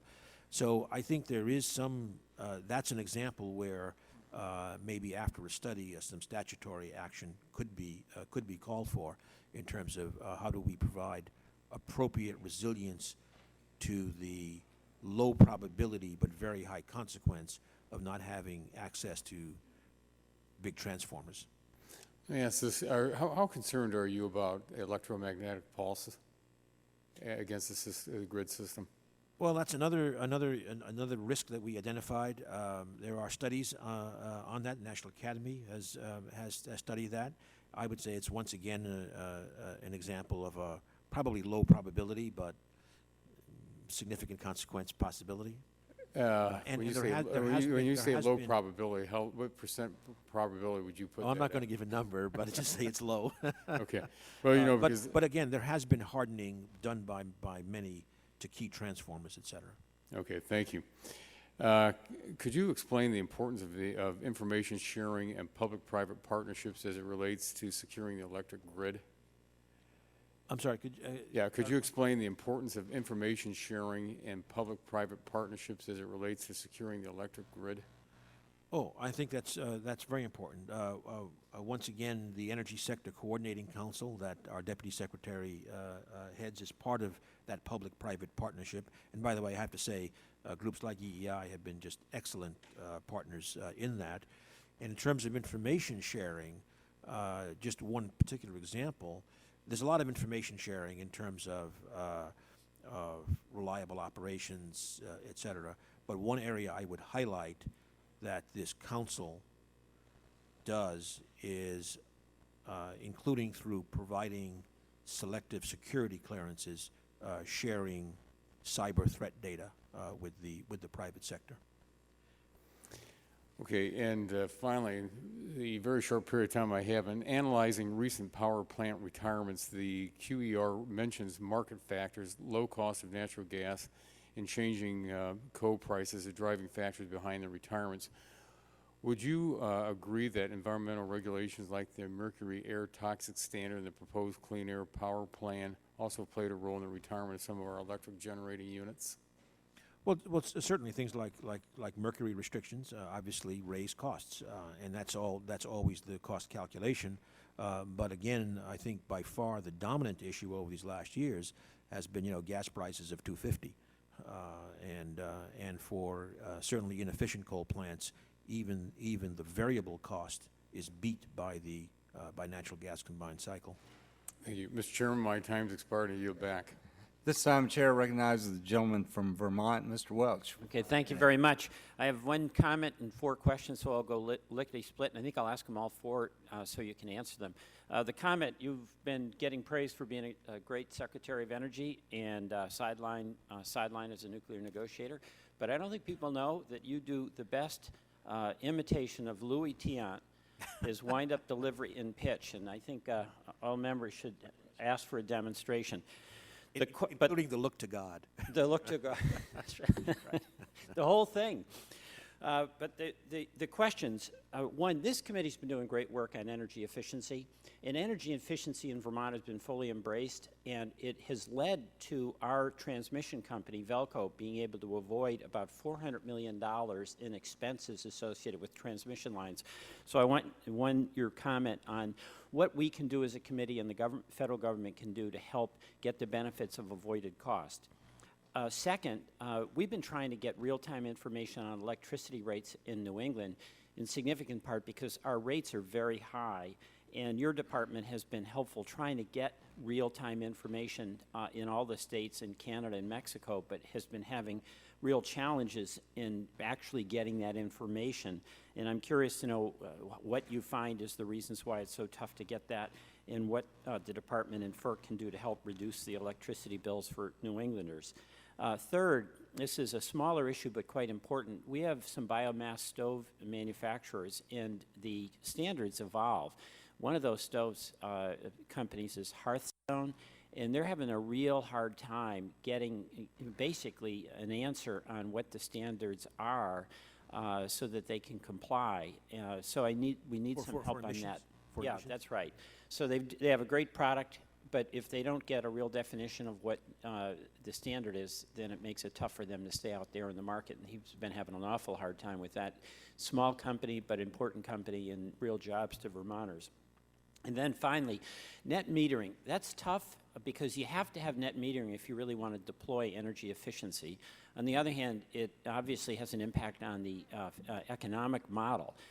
Vermont has gone in a different direction than most states, led by Green Mountain Power, our biggest utility, to embrace and promote expansion in net metering. What could we do at the federal government to help that process that's going to help deploy energy efficiency, but also deal with the economic realities of many of our big power producers? Thank you. Great. Well, thank you, Mr. Welch.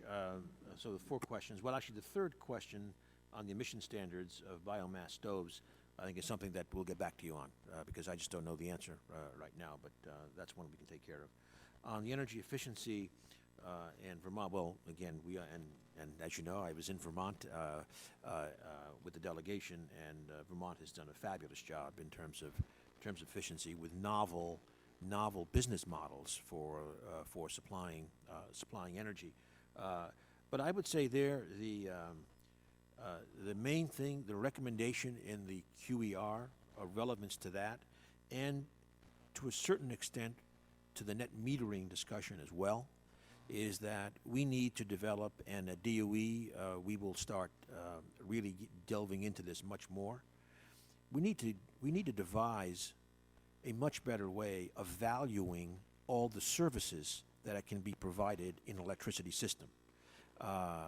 Efficiency, storage, diversity, capacity, power quality. There are all of these issues, and when we had the traditional business model, and it was basically one way from a central plant to a house, well, it kind of all got lumped together. But now, with much more diversity, with storage coming in some cases, distributed generation, we know that energy efficiency, this involves another hot issue right now that's in the courts, is to what extent does end-use efficiency come back all the way to the wholesale market, which FERC is engaged in. So I think this issue of valuing all the services is really core, and that's something that we want to, over the next months, really work hard on, and that's something that needs dialogue with the members. So that's, I think, an absolute critical recommendation. And in terms of electricity prices and real-time prices, I would just note that the EIA has, in fact, not so long ago, launched a new product which has much more real-time data being collected from the ISOs and the RTOs and combined together, so that one can research it and one can understand how prices are moving.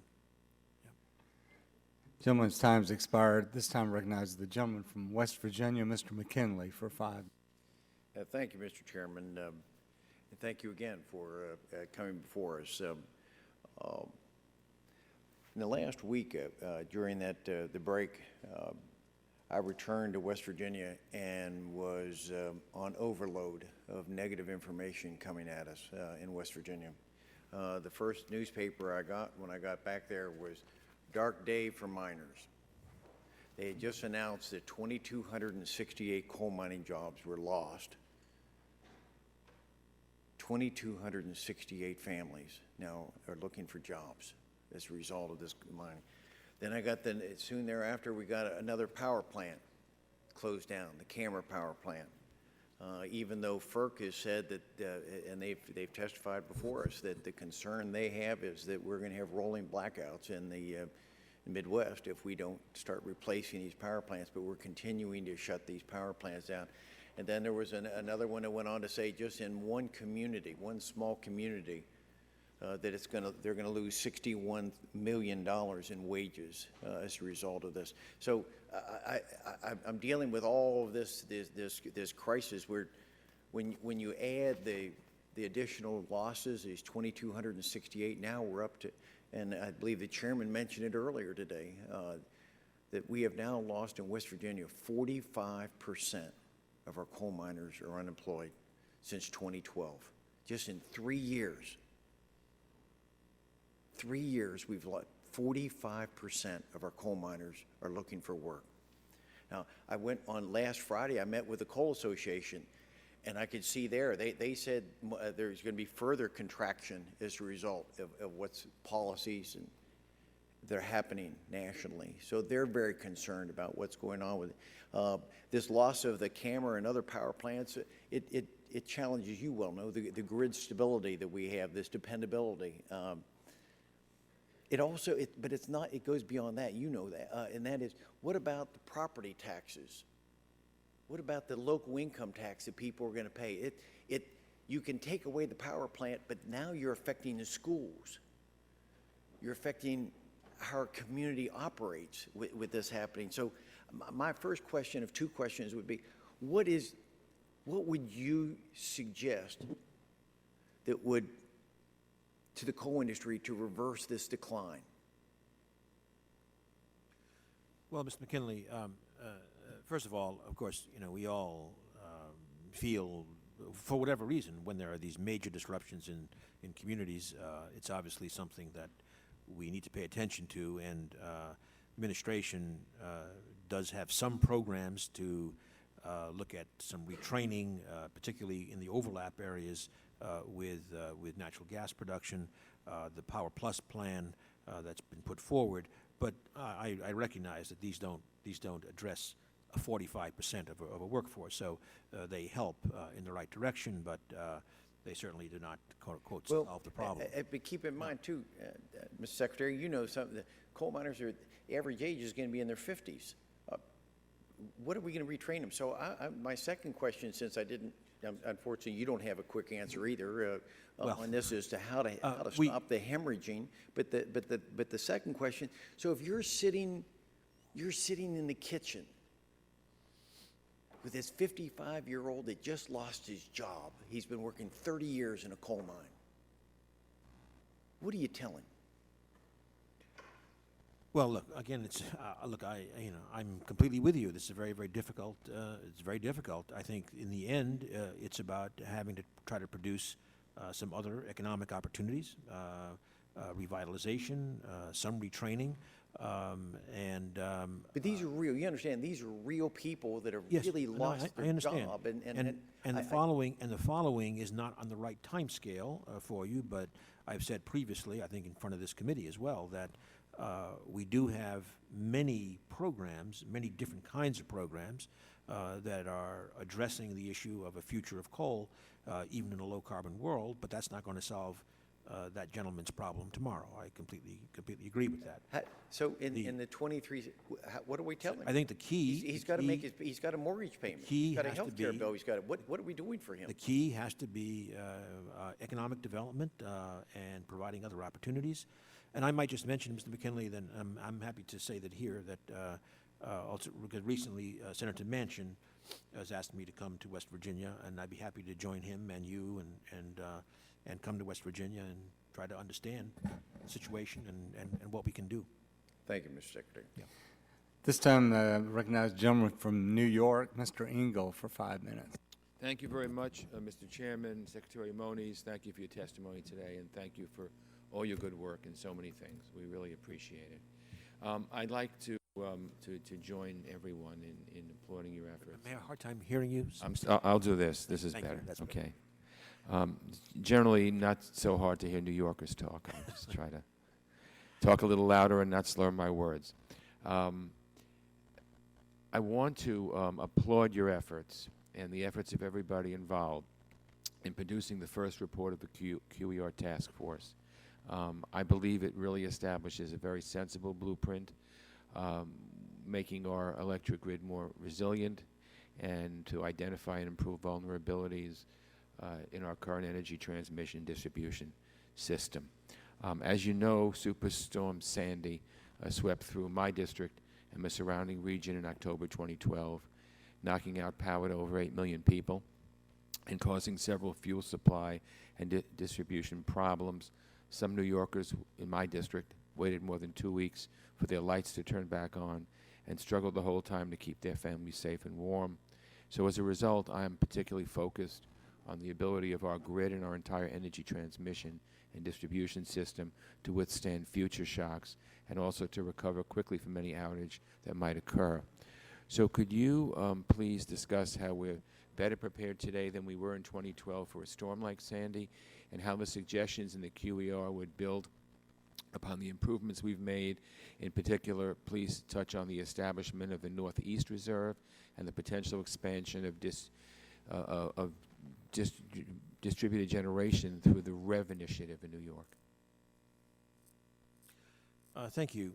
Well, first on the regional gasoline reserve, as you know, that has been established with a million barrels, distributed in 3 locations from the New York Harbor area up to Portland, Maine, and that complement to the heating oil reserve that was established some years back.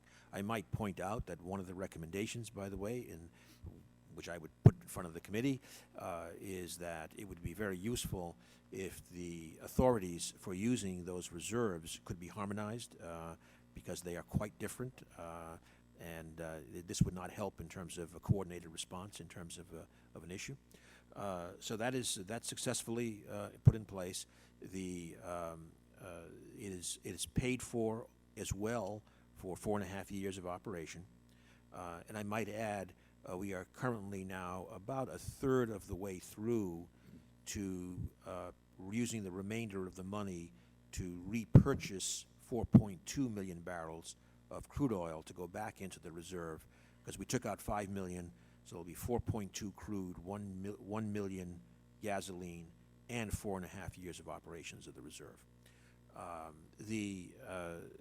Secondly, with regard to the grid and resiliency, again, I'd like to highlight what we consider to be one of the most important recommendations, and that is actually 2 recommendations. One is to support, in our FY16 budget request, state assurance grants to allow planning for hardening infrastructure, and then, and this is a case we have to find out, working with you, how to raise the revenue, how to raise the resources, but to establish several $billion for competitive resiliency projects. That could include things like microgrids, but designed for resiliency of the energy system. Thank you. Let me ask one more question. The QER report also recommends ways to further integrate the energy infrastructures of the U.S., Canada, and Mexico, and the idea is to enhance market opportunities, energy security, and sustainability. Some transmission lines already send hydropower from Quebec to the Northeast United States, and the potential exists, obviously, for more capacity on more transmission lines in the region. Could you please talk about what role, if any, these transmission lines should play in our energy future? I think these are very important. Of course, one that was approved recently was the Champlain Hudson line that would take power to New York from hydropower. And there are a variety of projects for 4 to 5 gigawatts of additional hydropower that could be available to the Northeast and upper Midwest. This obviously would be clean energy and to meet our needs. Thank you. Thank you, Mr. Secretary. Thank you, Mr. Chairman. Chair now recognizes the gentleman from Virginia, Mr. Griffith, for 5 minutes.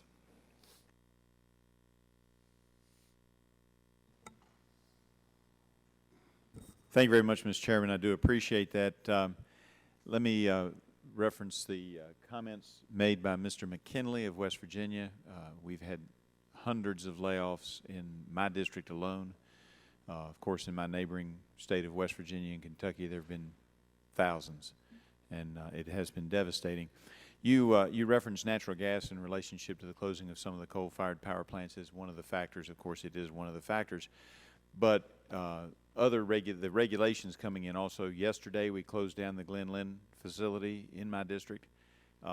It was paid for by the ratepayers. Wouldn't cost them any additional. It was only being used at this point for the peak periods. That's now gone. The Clinch River facility in my district had 3 EGUs, 3 electric generation power plants. They are converting 2 of the 3 over to natural gas. However, the 3rd one is not going to be converted, and the 2/3 that used to be there will produce about half of the electricity. I'm just concerned that in the peak periods of use, now that they're gone, how are they going to be replaced in Southwest Virginia and in other parts of the AEP footprint? Well, of course, I don't know well enough the exact geography and the distribution of power plants. Clearly, if I talk more broadly, one of the issues clearly is the continuing build-out of the transmission system to move power around effectively. And I might say that I was a little bit surprised, frankly, with the data that came out in the QER that the spending on transmission in the country has actually reached $14–15 billion per year with a continuous increase, basically, over the last 10 to 15 years. So we actually don't think that any significant increase in resources will be required. The issue will be to make sure that the lines are configured, of course, to make sure that energy gets to all the various places. And I get that, and that brings up natural gas pipelines in talking about all of this, and they're building them in my district with great opposition from many people who don't like the pipeline concept. They're also building them in the district just north of mine. Pipelines are going everywhere. But I noticed in the QER, you note the need for pipeline replacements for existing pipelines, and that you suggest a DOE-run grant program designed to allow states to receive funds to aid in improvements to pipeline infrastructure. I support improving our current system for existing pipelines. I'm interested in learning more about the details. What new authorities do you all think you need at DOE, or do you want at DOE in order to create this program? And will you be providing language to the committee so that we can see about putting that into the appropriate bill? How do you envision the DOE replacement program working? How would the funding get to the existing states? Would it be the existing funding? Are you going to come up with new funding? Where's the money going to come from? What's the timeline, and how would the states apply, et cetera? I'll throw all those out at you once. I'll be glad to go back and review them, but I don't want my time to run out. Yeah, I think we'll have to get back to you with a lot of the detail, but let me make several points. First of all, on the resource issue, we were very clear that we do we had about $500 million proposed in the FY16 budget to address various QER recommendations. But there were another $15 billion of need identified, which we were very clear that we have to have a discussion in terms of where can those resources come from. That's over many years, but still. So specifically, the funding for the acceleration of natural gas distribution infrastructure replacement is not in our budget. So that's one of those cases. And we have in the past of course, had many examples of raising resources in various ways for major infrastructure projects. I think that's the discussion we need to have with the Congress. Are we prepared to find these mechanisms for a significant push on energy infrastructure?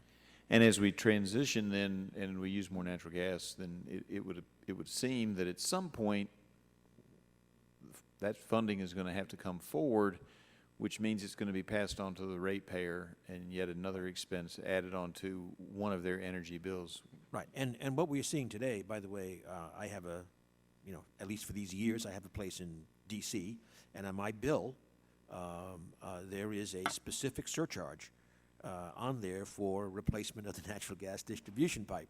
What we are saying is we think this needs to be accelerated. I'll be clear. I guess it's Washington Gas, I don't know, whoever it is, the surcharge is for a 40-year replacement program.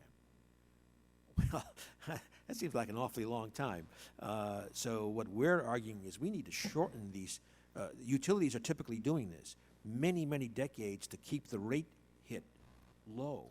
We're saying, geez, we need to accelerate this, and what we are proposing is funding that would go to help low-income households absorb the rate hit. Gentleman's time's expired. At this time, I recognize the gentleman from Ohio, Mr. Johnson, for 5 minutes.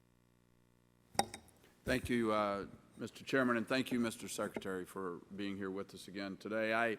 At the risk of piling on, I want to associate myself also with the concerns already mentioned regarding the coal industry. My district is a district and a state heavily dependent upon the coal industry, not only for reliable energy, affordable energy, but also the jobs that it represents.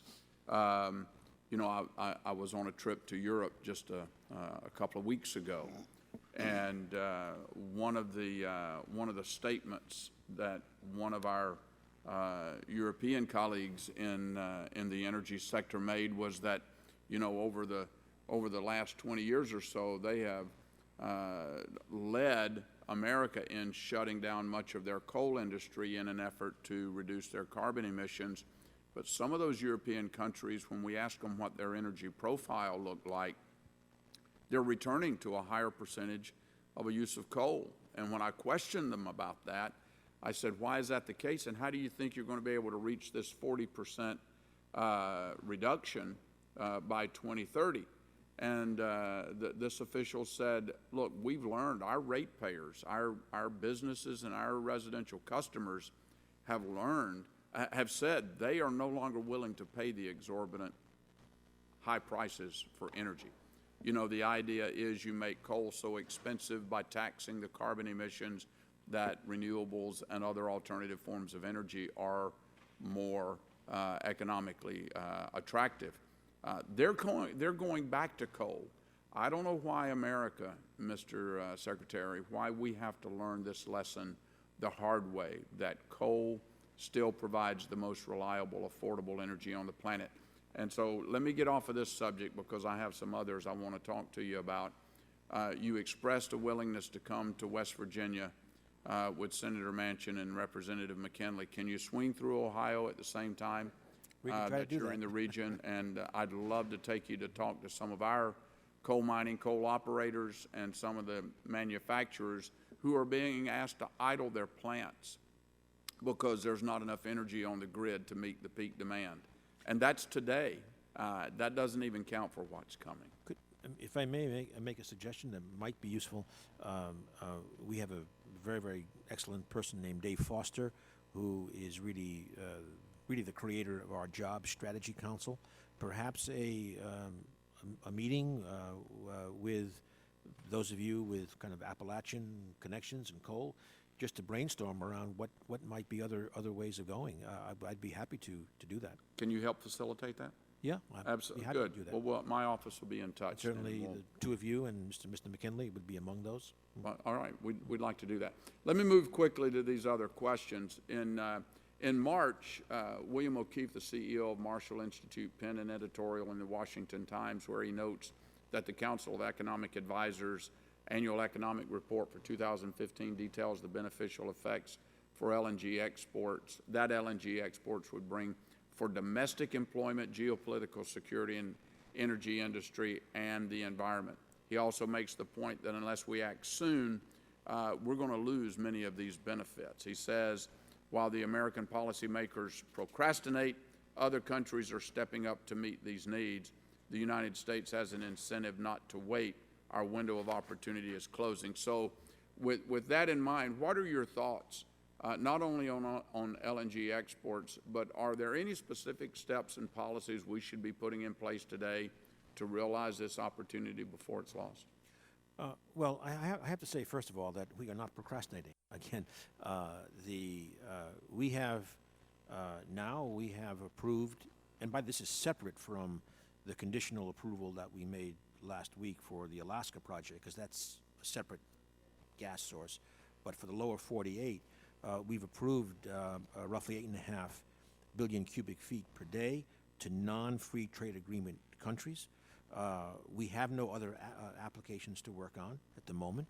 And just to give a scale, I mean, the largest LNG exporter in the world is Qatar, and they are at about 10 billion cubic feet per day. Now, the first cargoes... I hear you, Mr. Secretary. Then why does the rest of the world, why are they still urging America to get into the LNG export market on a global basis? Why does the rest of the world and the oil and gas industry think that we're not participating in the global export market? I think that, first of all, there is a lot of misunderstanding, to be honest, number one. Number two, clearly, they're sitting there with $12, $15 gas, and they see us at $2.50, and they think that looks pretty good. Now, of course, by the time it reaches them, when you add $6 or $7 for the supply chain, it's not going to be our prices, but it still beats their prices. So clearly, they have an interest. They want to see that. Well, the fact is that if you look at the economic studies that have been done, not by DOE, by others, in terms of what they expect to be our real export market, very few of them come in above, say, 10 BCF per day, given competition in various parts of the world. So all I know is that's for the private sector to sort out. We have approved, we have studies that take us up to a potential 12 BCF per day. Earlier it was pointed out we've commissioned another study that would even look at 20 BCF per day. But in the meantime, we've approved 8.5. The projects are being built. The first cargoes will get on the water probably the beginning of 2016. And then we're going to start exporting. Another issue is, and a lot of our European friends say, you know, they want the gas. I might just point out, as an aside, no value judgments. There are a lot of places in the world that don't want to develop their own indigenous resources, but would like ours. Okay, well, that's fine. But we do not direct where cargoes go. We approve export licenses to non-FTA countries, and those are commercial contracts. Frankly, it's a constitutional issue in terms of our not doing that. Mr. Chairman, my time has expired. I would submit to our committee and to the Secretary, there's a big disconnect somewhere, because the experts tell us that our price is going to rise when we get into the global export market. We haven't seen that. We've heard that the global market price is going to come down. We haven't seen that. So I don't know where the disconnect is, but there's a big disconnect somewhere. Yeah. Thank you. This time I'm going to recognize the gentleman from Missouri, Mr. Long, for 5 minutes. Thank you, Mr. Chairman. And Mr. Secretary, the discussion draft provides the Department of Energy with some new responsibilities beyond your current mission. For example, we direct the department to study the feasibility of establishing a federal strategic transformer reserve and arm the Department of Energy with new authority to address certain grid security emergencies, which I think is foremost in everyone's mind as far as grid security. Do you believe the Department of Energy has the expertise and capability to meet these new duties? Well, yes, sir. First of all, on the transformer reserve, we are moving forward to study that. We have one study already from WAPA, our Western organization, but we're moving forward on that, and will, depending on the study, engage then in the appropriate public-private partnership to make sure that we are secure. With regard to grid security emergencies, again, we already do a lot of this. We work under the FEMA umbrella. We are the lead agency for energy infrastructure. So, for example, you may have read about the typhoon going through Guam a couple of weeks ago, I think it was. Well, we had a person in Guam as part of the FEMA response for energy infrastructure. So we are already doing this now. Additional authorities could be helpful. Okay. In your testimony, you mentioned that one of the key energy objectives is enhancing energy reliability.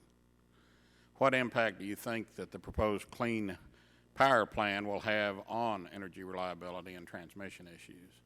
Well, again, first of all, we analyze these issues, but of course we don't have a final rule yet to know how to analyze it. But what we have done to date and what we have done in terms of technical analysis around the proposal of last year, again, suggests that reliability will be quite manageable. But we have to wait to get the final rule before we can really do the. So you don't think the proposed plan will have a big effect? Well, as I mentioned earlier, one example of something that we did, there was an issue around the projected significant increase of natural gas for the power sector versus coal, and when we looked at the infrastructure issues of the gas delivery, we just did not find that there was likely to be any significant challenge. There would be some work to do, but not a significant challenge. We, with Mr. Griffith from Virginia a while ago, you had a discussion about money to the states and things, and with this quadrennial energy review, it recommends providing state financial assistance, which I think you all spoke about a few minutes ago, and grants and investment plans for electric reliability and efficiency. Can you discuss a little bit of some of the criteria, regardless of where the money's coming from, because we know there's a shortage of money, but can you discuss some of the criteria the Department of Energy will require for the states to receive this financial assistance, assuming, again, there would be money there? Yeah, the money issue is relevant, and I must say I'm very, very disappointed in the appropriations mark, which did not provide any funding for either the reliability or the assurance grants, which I think is short-sighted, to be perfectly honest, because I think the states need to have this kind of planning capability. We would provide technical assistance. Now, in terms of program design, that remains to be done, but what we envision will be ultimately proposals around things like microgrids, for example, for reliability and resilience.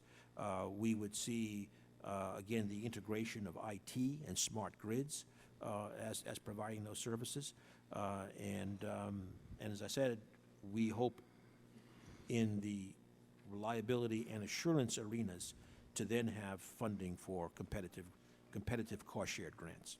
Would the criteria be the same from state to state, or would it change across the country? I think the criteria, well, they still remains to be worked out completely, but the criteria, would be around enhanced reliability and resilience. That's the criteria. I understand that, but my question was whether it'd be the same from state to state across the country, or whether different states would face different criteria. The same criteria, but the way the projects would be structured would look very different depending upon the regional and state resources. Okay. I'm past my time, so if I had any time, I'd yield back, but thank you again for your testimony, Mr. Yeah, at this time, I'm going to recognize the gentleman from Texas, Mr. Flores, but I also just want to make a comment that I really appreciate your taking the leadership with the Republican Study Group on the forum on oil exports and having an opportunity to examine that more thoroughly today. So thank you're you, Mr. recognized for 5 minutes. Thank you, Mr. Chairman. I hope Secretary Moniz will send someone to the discussion this afternoon. Of course, I want to talk about exports like my friend Mr. Barton did.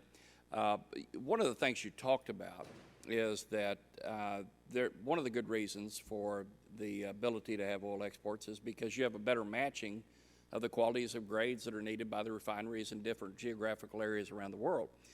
And you didn't go quite far enough, I don't think, because one of the things that happens when you have that better matching is you have economic efficiency, and economic efficiency releases additional capital, and that additional capital, based on my experience with 30 years in the business, would go back into reinvestment, which stimulates the production. So next time you're answering that question, if you go all the way through that economic cycle, I think that it would be helpful.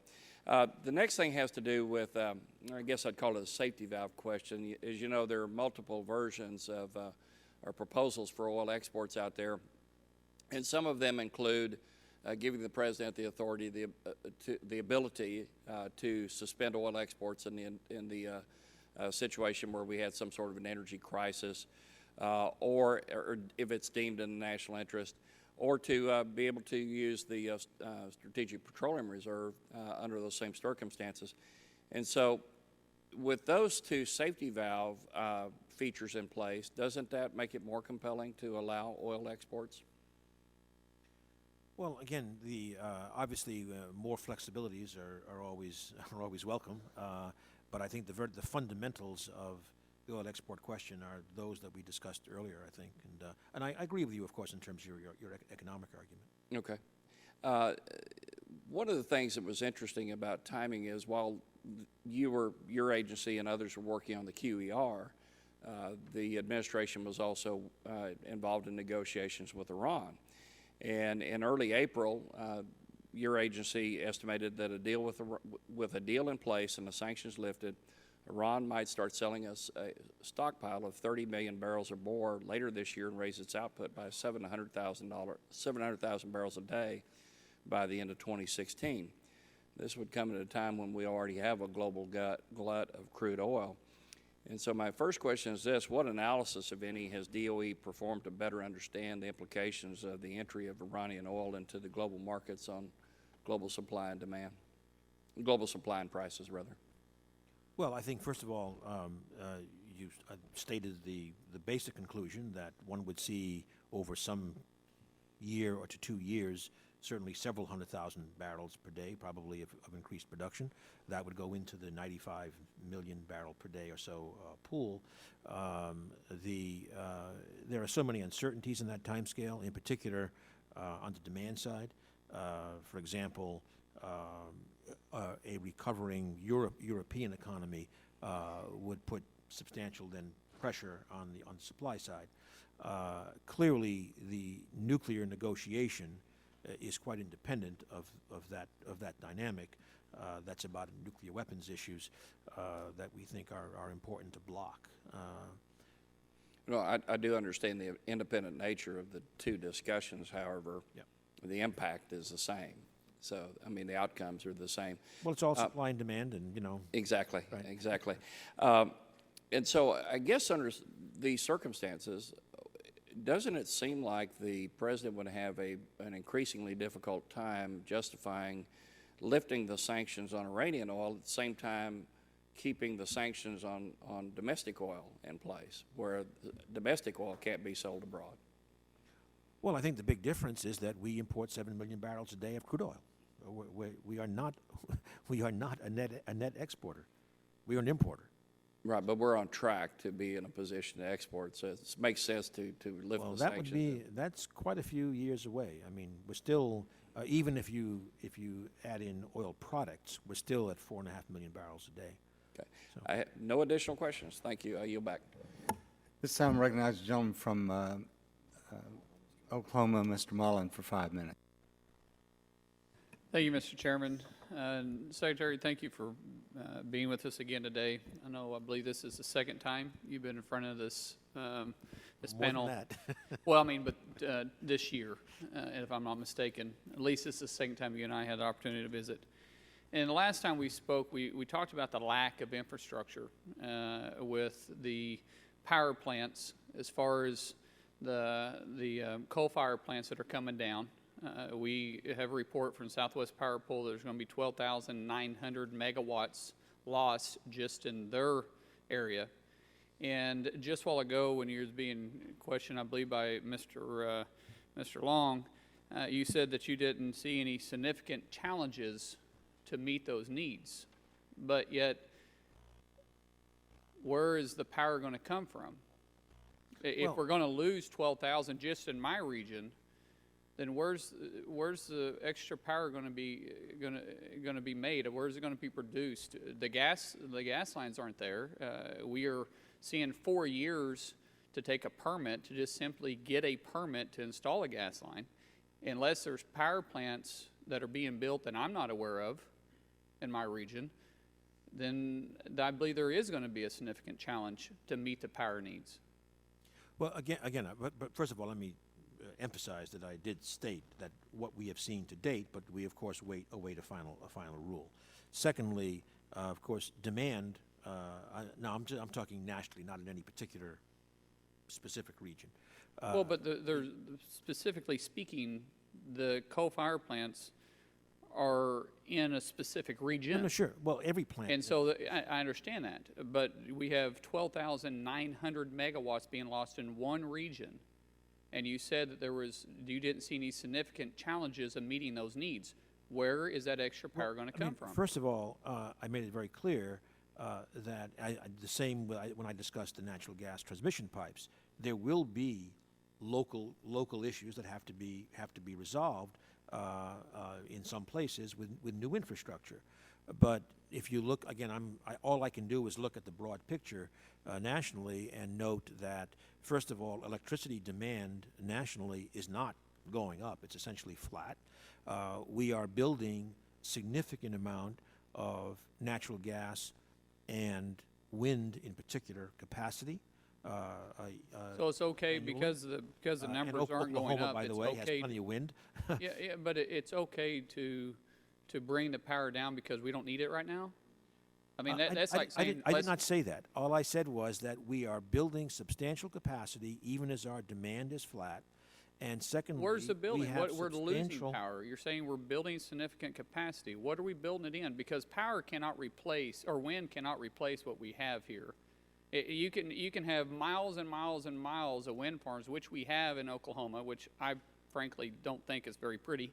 I think it leaves a lot bigger footprint than we do in anything else, but that's another topic.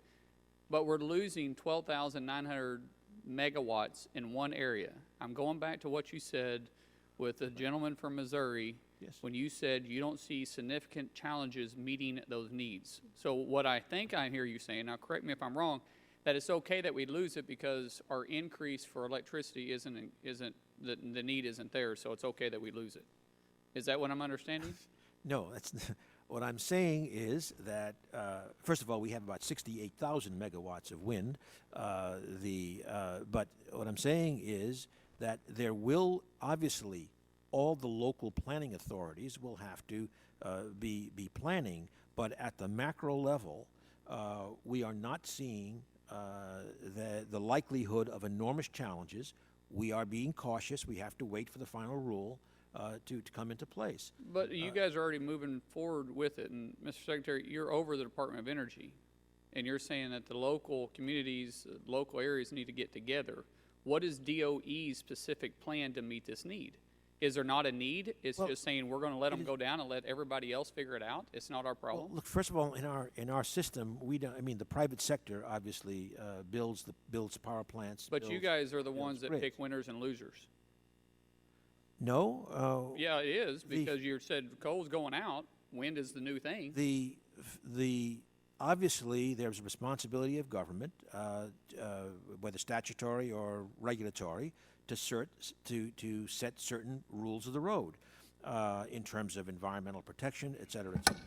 The private sector and typically state regulatory bodies then respond to that. So if I'm hearing it correctly, there is no plan. We're just going to drop the power and let everybody else figure it out.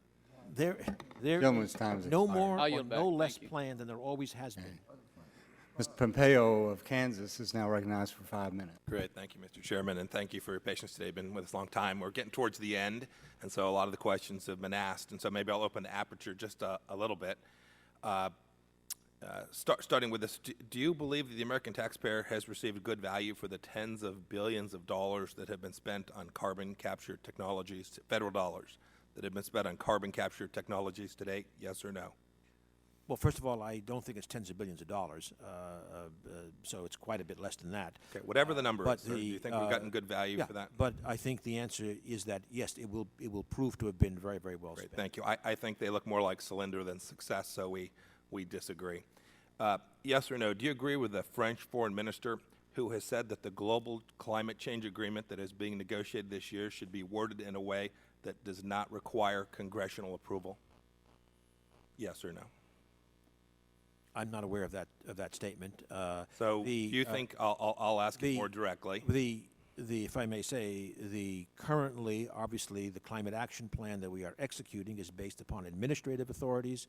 To get a economy-wide approach eventually would require legislation. The government that you're a part of is negotiating an agreement this year at the end of the year. It intends to enter into an agreement. They've made that very clear. Do you believe that the agreement that the United States enters into ought to be submitted for congressional approval?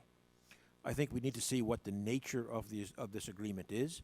There are many agreements. So I can't get you to say yes, that you think a climate agreement should be approved by Congress. I think it very much depends upon what the nature of the agreement is. I'll take that as a no. Today, we've had a lot of questions about crude exports. It seems to me that the only country that you are currently advocating to export crude oil is Iran. Is that right?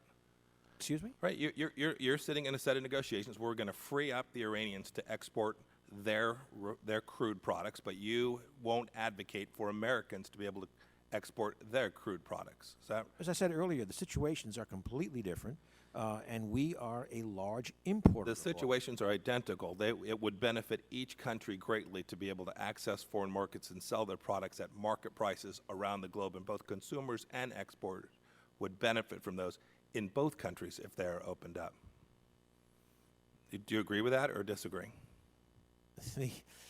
Obviously, for I mean, Iran, it's a simple question, obviously, Mr. Secretary. if Iran Not a trick has question. sanctions lifted, it helps their economy. And if we lifted ours, helps it would us help ours, too. on the nuclear weapons side.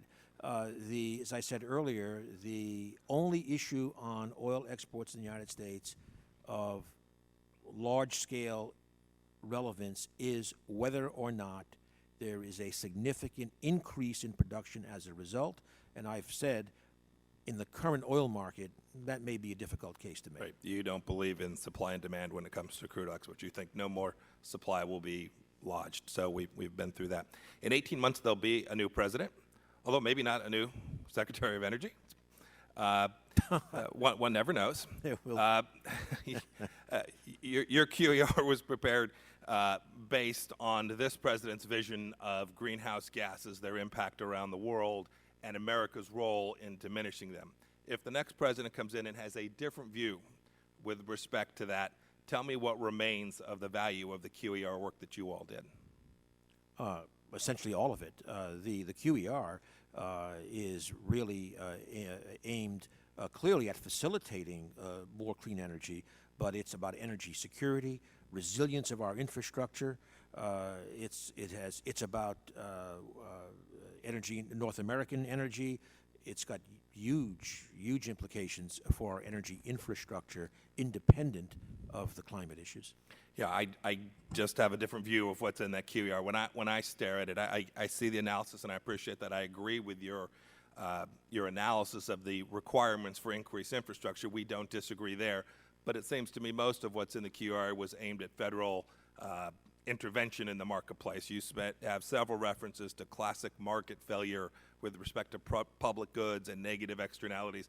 I think much of the conclusions in the QER about how that infrastructure will be ultimately built out and who will decide which infrastructure will be built out is heavily dependent on this president's vision for climate change and how the United States can impact that. And I just think it was a wonderful exercise. I'm glad we did the work with respect to infrastructure. But I think the conclusions drawn in the QER will need to be revisited immediately by the next administration. With that, I yield back, Mr. Chairman.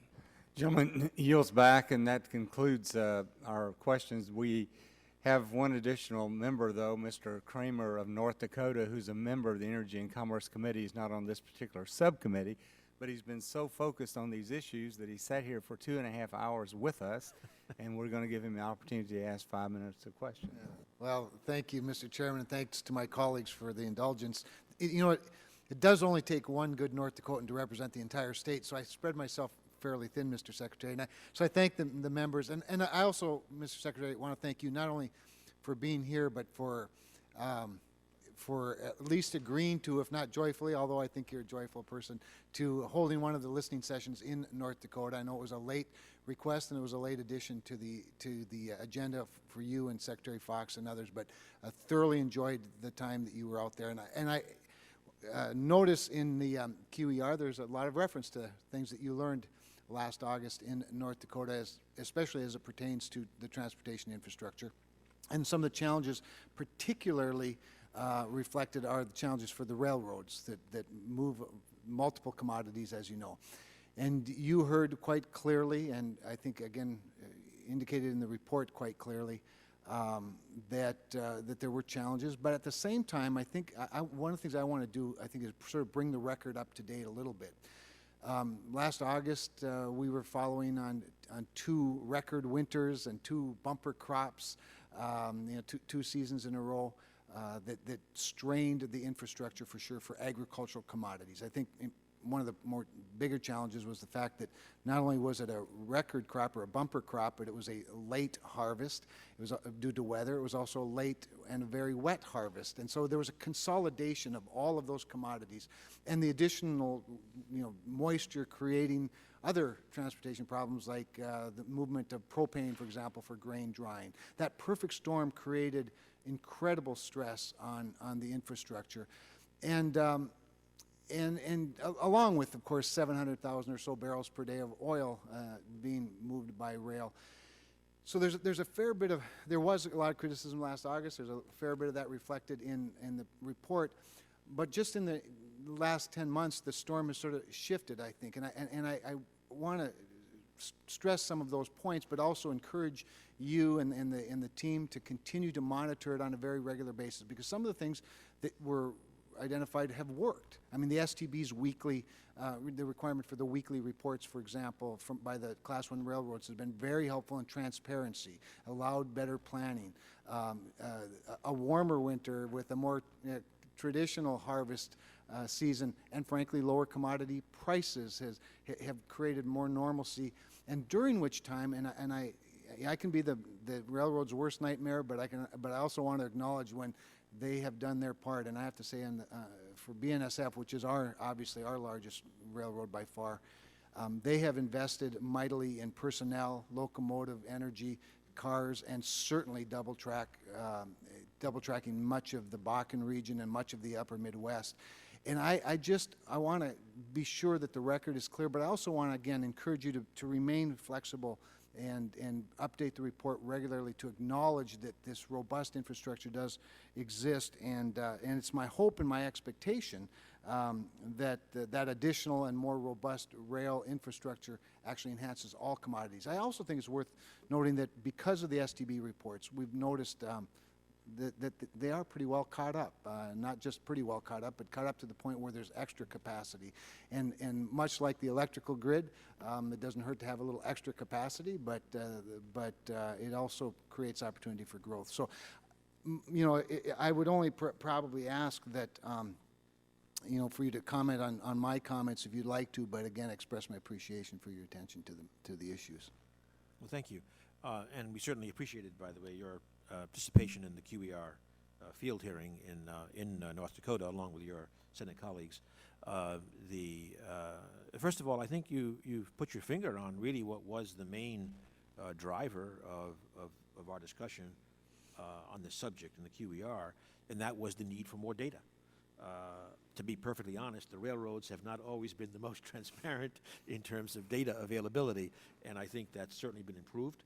And certainly the issues around coal, for example, have been certainly relieved. There are other issues, as we know, in terms of oil by rail that are being addressed, and I might say that with the Department of Transportation, we have now launched the next phase of the study of relevance to crude properties and rail. It'll take about 18 months before we're ready with that. But anyway, but I think you're absolutely right. We've had some progress on the data front, and that allows. And EIA, by the way, is playing a role in there as well. Yes, they are. Yes. So it's great. Well, thank you, and thank you again, Mr. Chairman. Well, thank you, and that concludes the first panel. Secretary Moniz, thank you very much for your testimony and answers to our questions, and we look forward to continuing to work with you on many pressing issues as we move forward, and thanks again for your leadership. And Mr. Rush will be notifying you the formation of the fan club, and we'll be getting together soon with that. Well, thank you, Mr. Chairman. Thank you, Mr. We'll have Rush. our first meeting relatively soon. Okay. And there'll be a huge crowd there. So, I'd like to call up the second panel of witnesses at this time, and I want to thank them for their patience. I know many of them came from long distances. And is Joe Post going to? Is he going to introduce you?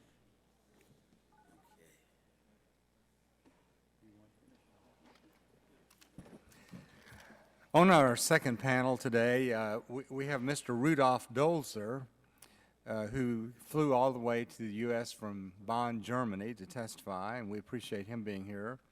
We have Mr. Jason Grumet, who's the president of the Bipartisan Policy Center, and we have Mr. Gerald Kepps, who's vice president, Upstream Research and Consulting.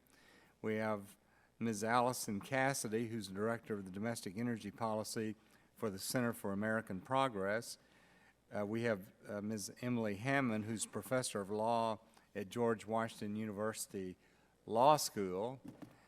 And I'm going to call on my colleague, Mr. Pitts of Pennsylvania, to introduce one of our witnesses as well. Thank you, Mr. Chairman. I'm very pleased to introduce Mr. Scott Martin, a county commissioner from Lancaster County, Pennsylvania, formerly chairman of that commission and also active in the statewide association of county commissioners, an outstanding commissioner who I'm very pleased could travel down from Pennsylvania to be with us today. Thank you, Mr. Chairman. Thank you, and Mr. Martin, thank you for being with us. Once again, I want to thank all of you. We really look forward to your testimony, and I'm sorry that there was such a delay in your testifying. We had to reschedule a little bit, but Mr. Dolzer, I think you came the longest distance and from Bonn, Germany, and I think you were in the German Parliament at a time, and you're a professor also at the University of Bonn. And so we genuinely appreciate your making this effort, and I'm going to recognize you to start off with for 5 minutes, and then after everyone is concluded, we'll have some questions for some of you. So, Mr. Dolzer, you're recognized for 5 minutes. Thank you, Chairman Whitfield, Ranking Member Rush, members of the committee. My name is Rudolf Dolzer. I'm a German national who altogether has lived about 8 years in the United States. In Germany, I became a law professor. Subsequently, I was Director General of the Federal Office of the Chancellor under Chancellor Kohl. This is where my gray hair come from. And then I was appointed 3 times to the German Parliament's Commission of Inquiry. We have that in Germany. You can be appointed to Parliament without the right to vote in the plenary. In the US, I studied in Spokane, Washington at Gonzaga University. Then I stayed for a longer period at the Harvard Law School. I later taught at 5 US universities, the last time in Dallas in Texas. In Houston, I'm a member of the advisory board of the Association of Independent Petroleum Negotiators. A month ago, I published a larger study of international cooperation in global energy affairs. Mr. Chairman, the era of abundance, as you say, opens up new opportunities of leadership for the United States, and the world is looking at the United States. This reminds us also, at least me, that energy is not just about energy. It's about foreign affairs, it's about national security, it's about finances. But ultimately, energy has its own characteristics and dynamics, and this is my first major point. Foreign affairs, national security, and also issues such as trade must be folded into the fabrics of energy politics and not the other way around. This is also my view as regards climate change. Energy politics, Mr. Chairman, and when I look at your draft on energy diplomacy, energy politics also calls for arrangements of its own when it comes to international cooperation. Title III of your bill, the present bill, represents an innovative modern approach, also from an international point of view. This title may even be strengthened by a transatlantic trade and investment partnership. Again, trade is not just one aspect of energy. Recent events, and this has been addressed this morning, in Russia, in Ukraine, in Europe in general, have underlined that energy independence will require safe energy supplies and will require political foresight and a robust long-term strategy. Together we must understand the nature of that issue. Europe, and this is not well known, Europe as a whole will in the coming decade become more vulnerable as our reserves dwindle, in particular in Norway. So this is Europe as a whole. The forums, as proposed in your bill, will serve to provide a common basis. But I propose that we go further and establish a more advanced concept which I call the transatlantic energy agenda. We need to update and broaden existing arrangements with the new involvement, I think, of parliaments and of the private sector. We have long-standing arrangements for cooperation in foreign affairs, in national security, in agriculture, for example. For energy, arrangements of this kinds are lacking at the moment, and I think that ought to change. We need more exchange, we need better exchange, we need to know what we're doing, and we need exchange about best practice. America's abundance also lends itself to strengthening of regional partnerships. In Europe, we have particular experience in this respect. Since 2009, the European Union has the competence to deal with the establishment of a single market, but the member states have retained their sovereign powers to determine the energy mix. The French made sure that no one touches their right to work with atomic power. This is a very complex jurisdictional situation which we have in Europe. We now have a set of rules promoting competition in Europe with liberalization, with unbundling. We have less progress, and I think this is of interest here so far, with regard to internal and cross-border connections to overcome isolated domestic markets. The key concept which has been worked out in the last 24 months has been the idea of project of common interest, as it's called. The new rules call, and I think this is of interest here, for a much more rapid process of approving permits. So far, that time, don't be astonished, took about 10 years or more to have a permit for a transport arrangement. This is now going down to 3.5 years at a maximum, according to the new law. Also, member states now must introduce one-step authorities instead of the multitude of insparent institutional arrangements we have had so far. Now, the funds needed for a single energy market will be considerable, but I think the advantage will justify the costs. Costs in terms of secure supply, new infrastructure urgently needed, more options for the customers, a better position, negotiating position on the international level when you negotiate with Russia or the OPEC or Venezuela. I think the larger your market, the better it is. In North America, I think a new task force by the NAFTA countries similar to the European Commission might help to elaborate a unified energy strategy. Mr. Chairman, I conclude.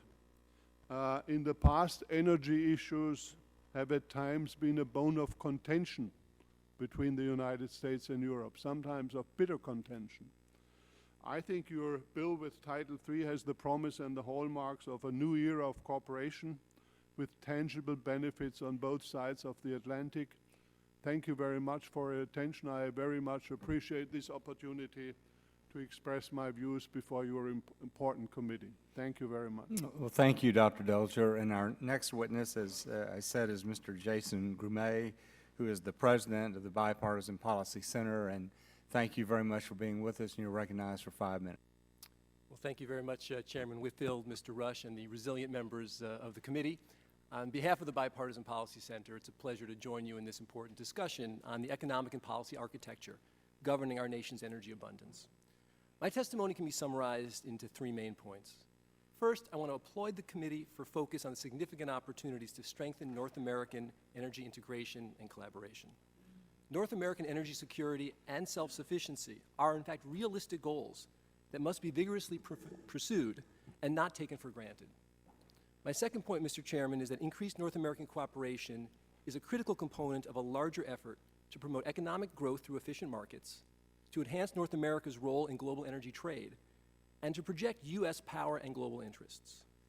And my third point is that we must seize the opportunity to translate this strength of abundance into a long-term and sustainable energy strategy and not allow this strength to result in unintended complacency. In short, Mr. Chairman, this committee in Congress has the disorienting challenge of managing success, which is a new problem for our nation when it comes to energy policy, and I think it creates real opportunities that we need to discuss. So let me begin by saying a little bit about the energy integration and collaboration. I believe the provisions in this legislation that promote data quality and sharing, that coordinate planning and improve permitting and siting, are all essential to achieving the promise of North American energy security. The opportunities are particularly pronounced in the case of Mexico. While U.S. companies have much to gain in increased trade with Mexico, it is hard to overstate the importance of energy production to the Mexican economy and the broader U.S.-Mexican relationship. Even after years of decline, energy production remains a key source of high-paying jobs and is responsible for actually a third of Mexican government's overall activities. If modernization efforts succeed, energy production could be a significant driver of Mexican economic development and individual opportunity. And the implications here are quite broad. The Bipartisan Policy Center believes that we must reform our nation's broken immigration system. And while this hearing is not the place to discuss the challenges and intricacies of protecting the southern border or enhancing our legal immigration, there is no question that improved economic opportunity in Mexico is an essential component of successful and lasting immigration reform. Let me turn now to the issue of siting. While our technology for producing energy has evolved dramatically over the last decades, our permitting policies date back to the 1950s and 1960s and are poorly matched to our rapidly evolving needs. We commend the committee's substantive effort to make the cross-border permitting process more transparent and predictable. BPC also commends the committee's political judgment in crafting this provision to exempt the still pending Keystone decision. It is time to have a broad-based bipartisan energy debate that is explicitly beyond Keystone, and it is encouraging to see the committee working diligently to avoid a focus on symbolic disagreements in favor of producing an agenda that can secure broad bipartisan support and become law. I'd like to now move to the second point, which is a focus on the component that North America plays in the larger global picture. Our nation's made, I think, some very good progress of late supporting LNG exports, but as was discussed earlier, current restrictions on crude oil are undermining our commitment to efficient markets, they diminish our ability to promote free trade and fair trade, and they empower our adversaries who seek to use energy as a weapon. I cannot build upon Mr. Barton's string of studies except to agree that there have been a spate of recent analyses that all conclude that adding a reliable supply of crude to the global market will continue to exert downward pressure and actually protect U.S. consumers. My final point is on the challenge of how we use this abundance to promote our long-term sustainability and security needs. There is a broad critique of the abundance agenda that must be grappled with if we are going to secure the broad-based support for an effective national energy policy.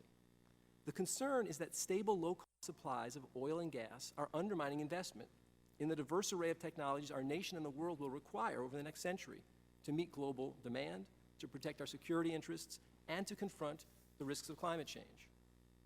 This legitimate concern, however, leads to very different policy pathways. The Bipartisan Policy Center believes that additional action must be taken to confront climate change, but we reject the idea that we should pursue a low-carbon future by erecting and undermining barriers to the resurgence of oil and gas production.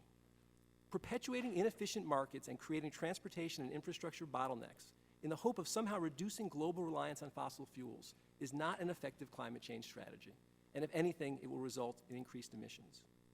Instead, as we vigorously pursue the benefits of abundance, we must be equally determined in conducting the research and creating the incentives to develop and commercialize the next generation of energy breakthroughs. From carbon capture and storage to utility-scale solar to next-generation biofuels, advanced nuclear, energy storage, and an array of energy-saving technologies, we must find ways to encourage greater investment despite the current low-price environment. America's hydrocarbon renaissance has given us the gift of time. The question before the committee and Congress is, what do we do with this time? In closing, the Bipartisan Policy Center looks forward to continuing to work with the committee as you build an architecture for abundance that grows our economy, enhances our security, and confronts domestic and global environmental threats. Thank you. Thank you. And our next witness, who's already been introduced, but is Mr. Scott Martin, who's a county commissioner, Lancaster County, Pennsylvania. Thanks for being with us, and you're recognized for 5 minutes. Thank you, Mr. Chairman. Just for the record, it's Lancaster, not Lancaster. What did I say? Lancaster, that's what you said, like Burt Lancaster. Oh, okay. That's an offense in Lancaster County, so. Well, I'm going to Mr. Pitts work with you on that one. I'm going to let you and Mr. Pitts work that out. All right. Well, thank you, Mr. Chairman. But thanks for letting me. You're welcome. Thank you, Mr. Chairman and members of the subcommittee. It's an honor to be here. Again, I serve on the Lancaster County Board of Commissioners. The United States must work to develop a coherent, logical, and clear national energy strategy.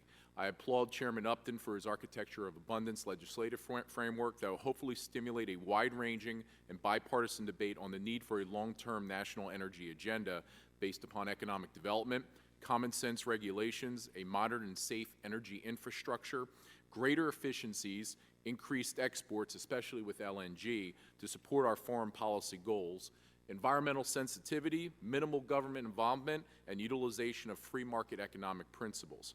There are certainly many positive developments and trends in energy. However, there are also numerous challenges and issues that urgently need to be addressed. The longer we wait to address and solve these issues will only make them more difficult, expensive, complicated, and controversial. One of the most pressing priorities is energy independence. Of course, energy independence can only be achieved if there are new and recoverable sources. The required infrastructure exists. The regulatory environment is not hostile. Excuse me.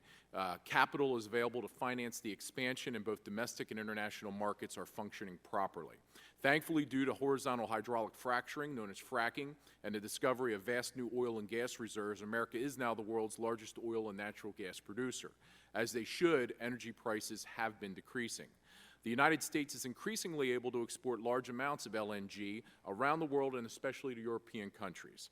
The volatile and tense situation in Ukraine demonstrates very clearly why we need to build the Keystone XL pipeline, greatly accelerate the permitting of LNG export facilities, and work to expedite the building of pipelines and compressor stations. As noted above, a significant technological improvement has been the use of fracking and extracting natural gas from shale. The use of fracking in Pennsylvania and the construction of necessary infrastructure has had widespread and significant economic development impacts. Some of these include 96% of new energy hires were from the Appalachian area, 45,000 new building trade jobs in that same region, 243,000 new energy jobs in Pennsylvania, over $1 billion invested by the shale industry in road and infrastructure improvements, and including energy industry grants to community college and trade schools to train the workers needed by extraction companies in the Marcellus Shale region, with an average core wage of $68,000 a year. This increased shale gas production in Pennsylvania has also saved the average Pennsylvania family between $1,200 to $2,000 annually in energy savings costs. Businesses and other institutional energy users have also benefited from the greatly increased availability of cheap natural gas. The Pennsylvania National Guard and Army Reserve components at Fort Indiantown Gap, the Garden Spot Public School District, and the Shady Maple companies, all in our area, have experienced significant savings in their energy bills after switching to natural gas. Cheaper energy will further a developing industrial and manufacturing renaissance in America. In brief, lower energy costs create more disposable income and hence greater aggregate demand. Decreased transportation costs lead to lower prices, and American products are more globally competitive. The domestic oil and gas revolution can only be successful long-term if the necessary pipelines are quickly built and brought online. The Williams Company has proposed to build a 180-mile interstate pipeline known as the Atlantic Sunrise Project from northern Pennsylvania and connect it to their main U.S. gas pipeline that travels from Texas to the northeast. The actual connection point would be in southern Lancaster County. 37 miles of the proposed pipeline would go through my county, and we're talking about a $2.6 billion economic impact throughout the construction of this project. Williams has been very cooperative and easy to work with as various concerns have come up. Over 100 route changes, which is more than half of the original route, have been made based on stakeholder input. Williams is also committed to making the pipeline open access so that potential customers in Lancaster County could directly access the pipeline. As you can imagine, a project of this size does generate controversy and opposition. One early controversy was the proposed routing of the pipeline through a protected and environmentally sensitive area parallel to the Susquehanna River. The Board of Commissioners, working with several local organizations, went to Williams and expressed strong concerns regarding this route. Williams quickly found a new route and completely moved away from the sensitive areas, and did so with Native American sites and water source areas. Lancaster County has 5 significant pipelines running through our county. Many property owners are not even aware of the pipelines that crosses their land. Based upon discussions with local farmers having existing pipelines on their property, Williams, including with their major U.S. pipeline, has been very responsive to their needs. Lancaster County is one of the leaders in agricultural production, not only in Pennsylvania but across the country, but we also preserve more farmland than any other county in the United States, with over 100,000 acres preserved. Needless to say, the county ordinances that govern our farmland preservation program have allowed pipelines since inception. Since November of 2014, there have been 2 elections where the proposed pipeline was in a de facto manner on the ballot, and the voters were very clear in rejecting efforts to stop the proposed pipeline, including an effort to have 2 townships adopt a community-based ordinance that would essentially declare that federal and state laws do not apply in these municipalities. I believe that many of these voters clearly recognize that this pipeline represents the concept of a greater good being served. In closing, I want to again emphasize how incredibly important the ongoing energy revolution is to the future of the United States and indeed the world. While renewables, greater efficiencies, clean coal, next-generation nuclear, and a secure and smart grid are vitally important, it is really the virtually unlimited supply of clean, recoverable natural gas from shale that will lead America into the future. Thank you. Thank you, Mr. Martin. And our next witness is Mr. Gerald Kepps, who's Vice President of Upstream Research and Consulting.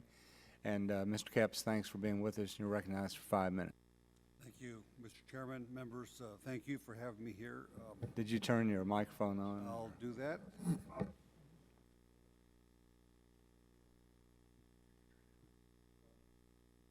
How about that? Is that coming across? Okay. Apologies for that. Mr. Chairman, members, thank you very much. I'm actually very pleased to be in front of you here today because in my world, which is... Mr. Kepps, forgive me for interrupting. Would you mind taking Ms. Cassidy's microphone and try that one? Push that again. Thank you very much. Again, my apologies. I hope this doesn't eat into my 5 minutes here. Mr. Chairman, members, thank you. I'm very pleased to be here today because the world that I usually am in is the business world, in the exploration production business. I'm a geologist. I've been around the oil and gas industry for 30 years, so you can decide whether that makes me objective or not on this business, but I think I'm fairly knowledgeable. And I'm also representing the work and analysis and experience of my colleagues at my company. What I really want to talk today about is competitiveness of the E&P sector. And more than the volumes that have been produced, the new supplies from shale, just as important for you to think about is the incredible competitiveness of the energy industry right here. And the reason is that competitive basically means cost and efficiency in reaction to market conditions. So, for example, as we look at this low oil price period, which has many benefits for the economy, consumers, et cetera. At one point, clearly, perhaps the Saudis and others thought that the U.S. oil industry was just a phenomenon of high oil prices. That is not the case. In other words, many thought that this industry, the shale oil and gas industry, could survive only with high oil and gas prices. That is not the case. So it's actually one of my first points today. This is not a high oil price phenomenon.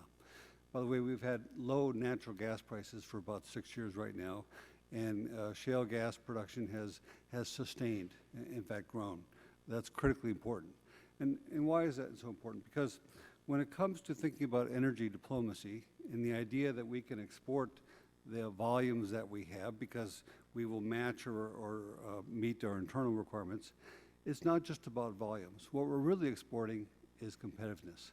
And I want to make that point is that anything that you might consider in terms of these energy diplomacy objectives or goals, which are actually quite admirable, they will be sustainable and viable as long as this competitiveness exists. Because it's not just offering to send supply somewhere, the marketplace is what's pulling them. Whether it's the Ukraine or parts of Europe or Mexico, as I'll talk about next year, which is a great example, they wouldn't be doing this if these supplies exported from U.S. shores were not competitive in a lower priced alternative to other factors. This is particularly important because if we define very simply what energy security is, which is really, we would argue, reliable supply at affordable prices. So let's take Mexico. Right now, there's a lot of interest in Mexico because of the opening of the E&P sector, that's exploration production, because of the fact that we've had over 70 years of a monopoly of the state oil company Pemex going to be reversed. But that's actually not the biggest issue going on. The bigger issue is the fact that Mexico is going to be importing a lot more natural gas from the United States. I'm sure the committee knows that right now they import about 2 billion cubic feet a day. That number could go up to 5 or 6 billion cubic feet a day within the next 10 years. It's a bigger impact because two things. One, all this will drive much more gas-fired power generation if the reforms work in the midstream and downstream in Mexico, and we hope that they will. That should result in lower energy prices for the entire economy. We don't know yet if it's 10% lower or it's 30% lower, but the impact of that on the Mexican economy and competitiveness, this is actually the big picture. It's not so much the oil side, what I'm trying to say, it's the gas side and what we're about to do right there. That's a very important factor. Now, it is said, and it's quite true, that Mexico has substantial natural gas resources. But in this case, the decision that they made was if they tried to develop their own natural gas resources right now, it's so expensive that it made far more sense to import less expensive U.S. natural gas. That's a choice for competition.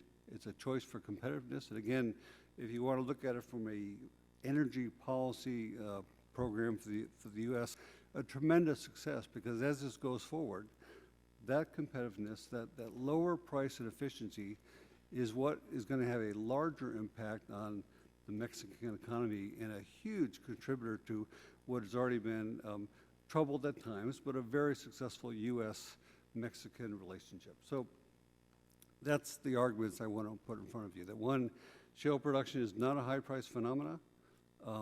Also intrinsic to the supply volumes that we have, which is important, is the competitiveness of that.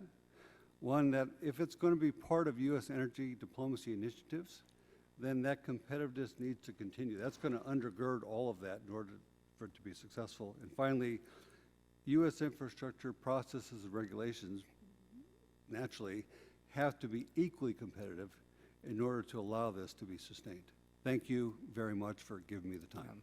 Thank you, Mr. Capps. And our next witness is Allison Cassidy, who is the Director of Domestic Energy Policy for the Center for American Progress. And thank you very much for being with us, and you're recognized for 5 minutes. Thank you. Chairman Whitfield, Ranking Member Rush, and members of the subcommittee. Thank you for the opportunity to testify today. My name is Allison Cassidy, and I am Director of Domestic Energy Policy for the Center for American Progress. CAP is a nonprofit organization dedicated to improving the lives of Americans through progressive ideas and action. Before I jump into my more specific comments on the energy diplomacy section of the energy diplomacy discussion draft, I would like to highlight a topic that is not a subject of today's hearing, but I think should be, and that is climate change, which to me is the most urgent and challenging energy diplomacy issue of our time. Climate change has become a priority in international relations because the climate science is so clear. A failure to act on climate change risks severe, irreversible impacts on a global scale. As the committee considers the nation's energy policy and its interaction with the rest of the world, CAP urges you to put climate change front and center of any policy that you develop. We can no longer afford to separate energy policy from climate policy. So with that introductory context in mind, I'm going to jump into a few thoughts on Section 3104 of the discussion draft about cross-border energy projects. As you all know, under current law, entities wanting to construct or operate a cross-border pipeline or transmission line are required to obtain a presidential permit. This section of the bill eliminates that requirement and instead requires the relevant federal agency to issue a certificate of crossing. That is, unless the agency finds that the cross-border segment of the project is not in the public interest of the United States. And I have a few concerns about this approach. First, the new process presumes that the project is in the public interest, placing the burden of proof on concerned stakeholders to demonstrate that it is not, instead of asking the applicant to make the affirmative case that it is. Second, under the new process, the applicant only needs to obtain federal approval for the portion of the project that physically crosses the U.S. border, even if the project itself spans hundreds of miles. And finally, the new process limits environmental review under NEPA to just the cross-border section of the project. To me, this makes little sense since we all know that these types of projects can have environmental impacts well beyond the border. For a truly transcontinental project, such as a pipeline that runs through numerous states down to the Gulf Coast, the current presidential permitting process is the only venue for the public and stakeholders to examine and understand the potential impacts of the whole project that's under consideration. Under the process established by this bill, the review would be fragmented. It would be state by state, and no one except the project applicant would ever examine the project as a whole. I also have a few concerns about Section 3106, which is the LNG export section. This section sets a 30-day deadline upon the completion of environmental review for the DOE to issue a final decision on any application to export natural gas to a non-free trade country. The United States is well on track to becoming a net exporter of natural gas. To date, the DOE has issued final authorizations to 6 facilities to export up to 8.6 billion cubic feet per day of LNG. That's more than 10% of daily U.S. natural gas consumption, and that's on top of what we already export to free trade countries like Mexico. The existing DOE permitting system appears to be working. It puzzles me, therefore, why we need a bill that would seek to fast-track new DOE permit approvals. To be clear, CAP does not oppose LNG exports in principle, but we have concerns about placing an artificial deadline on agency review of permit applications. Congress should not preclude DOE from taking the time it needs to make a considered and well-informed decision, particularly on the most difficult projects. The stakes are simply too high for natural gas consumers here in the United States. Last year, the Energy Information Administration concluded that increased LNG exports lead to increased natural gas prices. And these higher natural gas prices create economic winners and losers. Certainly, natural gas producers and employees of natural gas producers would be clear winners. But, for example, manufacturers that use natural gas as a feedstock would face much higher energy costs. In short, the decision to export significant volumes of natural gas, even to our allies, is a complex one that should not be made lightly given the potential consumer impacts here in the United States. This decision is made even more complicated given the growing demand here at home for natural gas in both the electricity sector and the transportation sector. So if the United States overcommits to natural gas exports via long-term 20-year contracts, consumers here could pay the price. And that's why a deliberative process is so important. With that, I will end my testimony and happy to answer any questions. Thank you, Ms. Cassidy. And our next witness is Ms. Emily Hammond, who is Professor of Law at George Washington University Law School. And thank you for joining us, and you're recognized for 5 minutes. Thank you, Chairman Whitfield, Ranking Member Rush, and the distinguished members of the subcommittee. I appreciate the opportunity to testify today. In my testimony, I would like to highlight several concerns that undermine the discussion draft's important goal of a unified energy policy. These concerns relate specifically to sections 3102, 3104, and 3106. In short, those provisions fail to properly account for the reliability, fuel diversity, and environmental implications of energy policy. And they also fail to adequately permit the energy agencies to undertake their work in a participatory, deliberative, and well-reasoned manner. Let me start with the Interagency Task Force. Despite that the lines between energy and the environment no longer truly exist, the composition of the task force has significant gaps that will hinder rather than help the development of a comprehensive energy policy.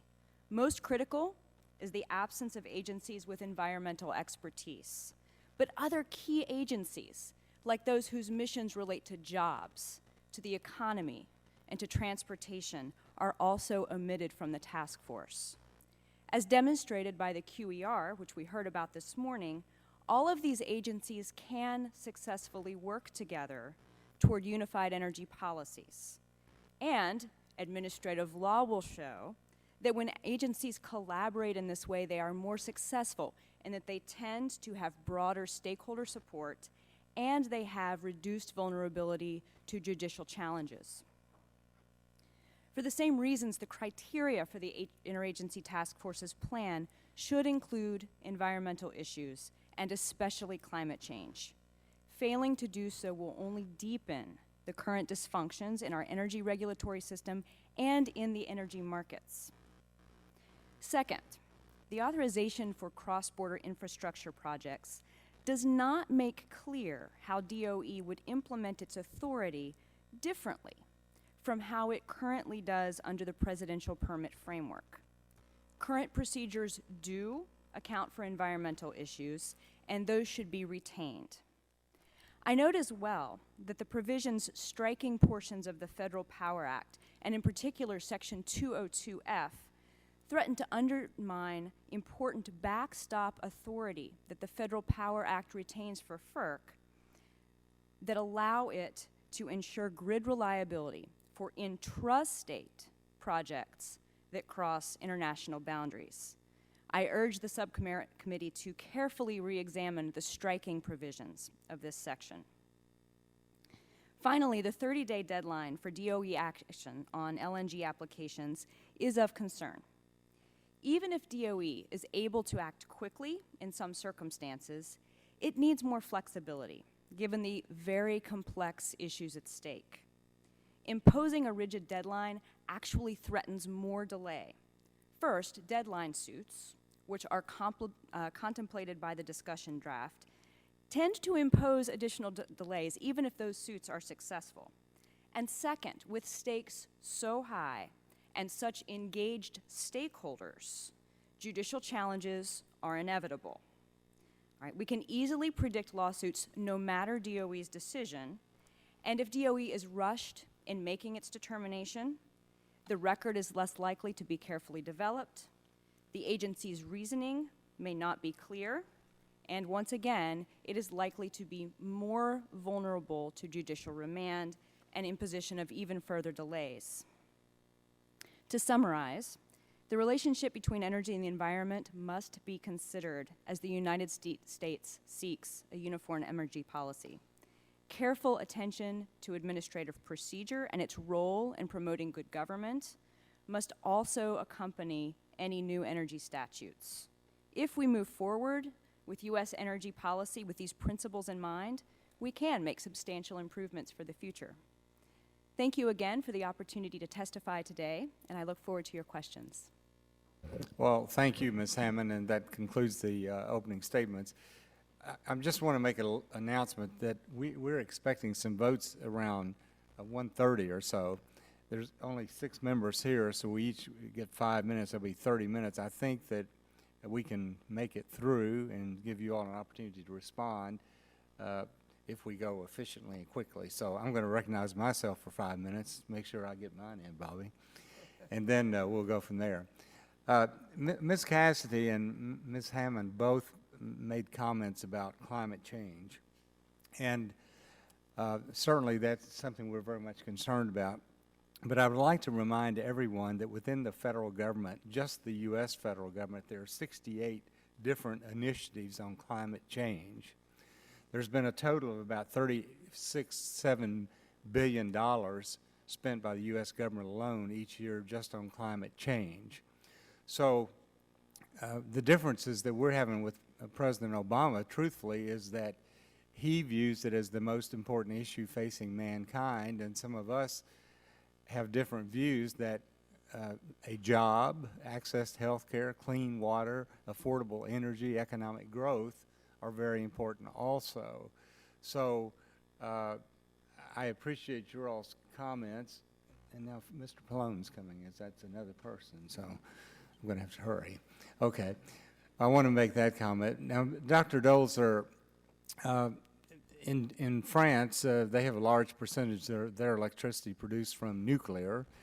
Germany made the decision, I guess, to stop all production of energy by nuclear. Is that still the policy in Germany? That is the policy. We decided 3 days after the Fukushima events in 2010 to phase out. We had an earlier change in 2000, then we had another change in 2009, and Fukushima is still the key event in Germany. At the moment, my prediction is that the current situation is that half of the nuclear plants have already been phased out after 2011, and the rest, the eight of them are still in operation. They will be phased out by 2021. And of course, you all have been in Germany. They've been moving very quickly to renewable energy, wind, solar, whatever. So what has the result been? I mean, has it affected your reliability? Has it affected the retail prices of electricity or not? It has affected the price of the consumer considerably. I think the price went up by about 30% for electricity for the private households. Perhaps one conclusion is, and I'm not here taking any particular position, if you change policies, do it in a pragmatic manner without too much momentary intervention. I think the change in Germany has forced us to react very quickly. It had some rather unintended consequences. At the moment, we are the main importer of U.S. coal. Now, of course, this is a little bit odd and awkward to have more coal. I was told that last year, 2/3 of U.S. coal exports went to Europe. So we're supporting West Virginia. A consequence of our decision to phase out nuclear was de facto to promote coal. For the moment, my prediction is this policy will not change. None of the major political parties, including the one to which I belong, intends to change.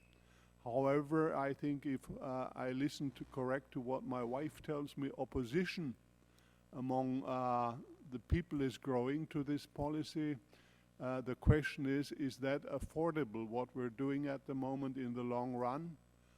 Germany has many issues, as most other states. We need more schools. We need better universities. We need more streets.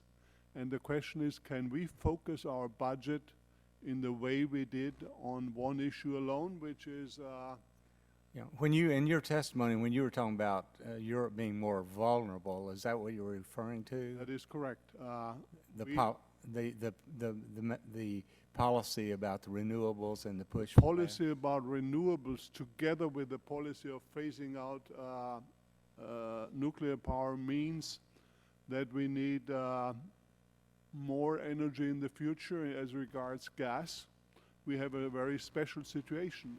We can get more gas from Russia, from Iran, from Algeria, or at the moment from Norway, but Norway is about to peak. In other words, our choices are not considerable. And here I would like to come back for a moment to U.S. policy. The U.S. has criticized us, of course, for being dependent too much on Russian gas. Correct, almost 40%.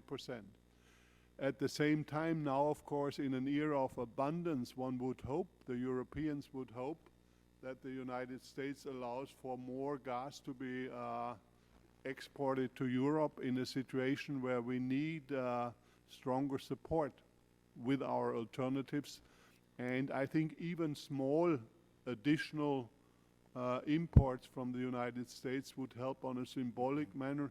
In other words, the position in Europe that you hear quite often is, on the one hand, the U.S. criticizes that we are too dependent on Russia or Iraq or whoever. Okay. On the other hand, the U.S. does not allow and facilitate exports to Europe. I think this is a position that may be reconsidered.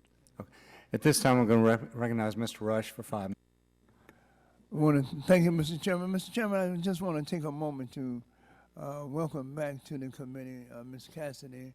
She served for many, many years as an expert staffer under our former chairman, Henry Waxman, and she was on this side of the table, and now she's on that side of the table.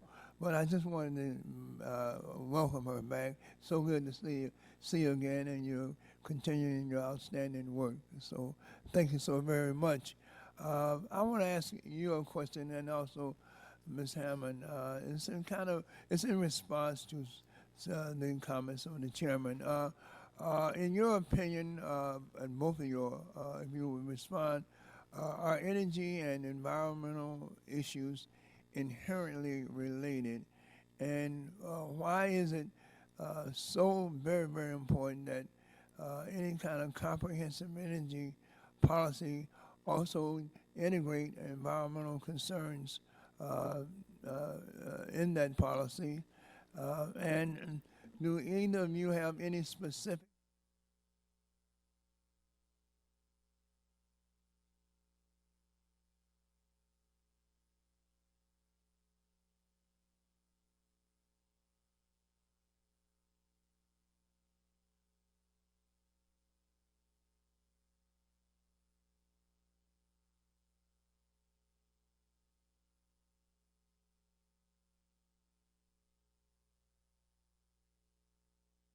You've got a great voice.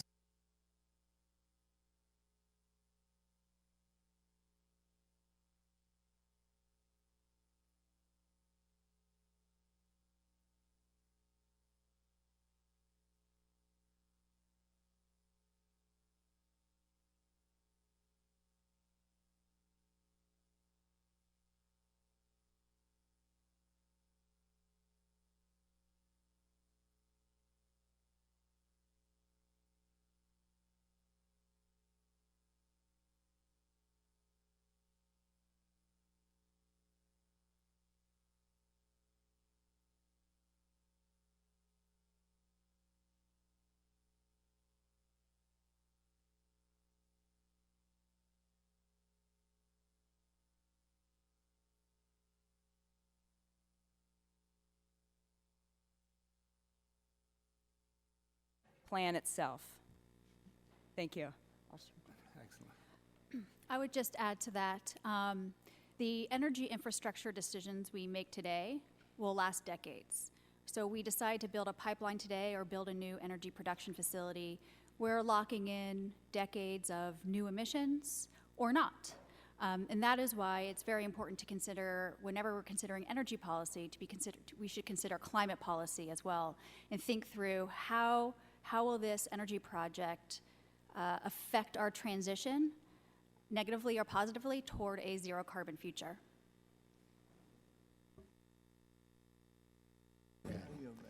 Gentleman yields back. Because we now have call votes, I'm going to reduce the amount of time for 3 minutes for everyone so that hopefully we can get everybody a chance. So, Mr. Olson, you recognize 3 minutes. Thank you, Chairman. I'm with you. Welcome to all our witnesses. I apologize you got behind an energy superstar and now votes and a hearing coming in this hearing room about 2 o'clock. So I have one question for you, Mr. Grumet. It's about Mexico. As you mentioned in your testimony, Mexico is on the verge of a revolution for energy. Changes, changes, changes. I moved to Texas in 1972. I saw the stranglehold OPEC had on America firsthand. 1979, I just got my license. I was sent down to get in line for gasoline. Gasoline depended upon, you got a long line, you could get gas depending upon your last digit of your license plate. If it was an even date, go an even day, even number. Long lines, gas prices doubled. They had a stranglehold on us.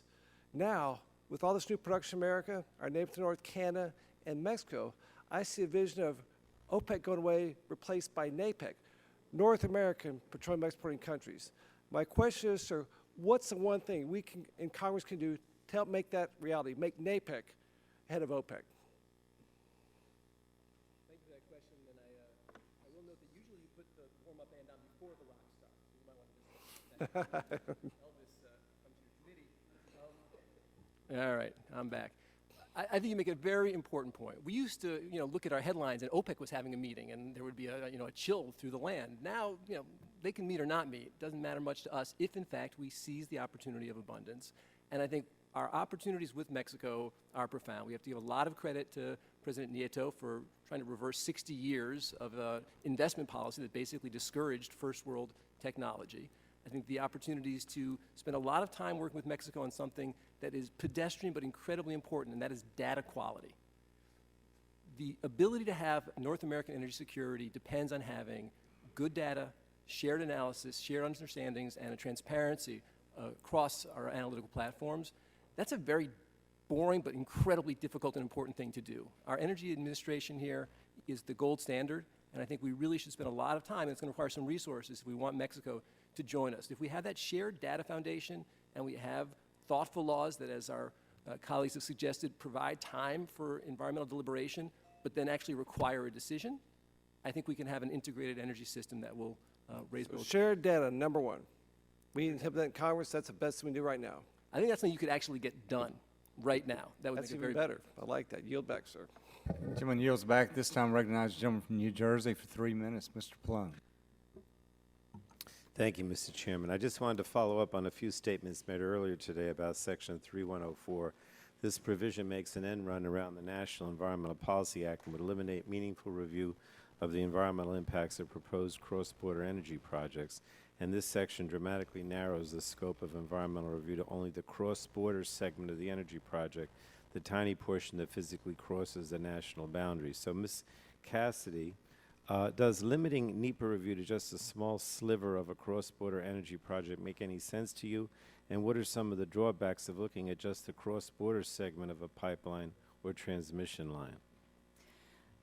Thank you for the question. No, it doesn't make much sense to me, simply because if you look at the more controversial pipeline and other projects that we've examined over the last few years, the controversy has never been around the impacts at the border. We all know even the best constructed, highest technology pipeline, an accident can happen. And those pipelines span hundreds of miles. They pass through sensitive ecosystems, over aquifers, over private and public lands.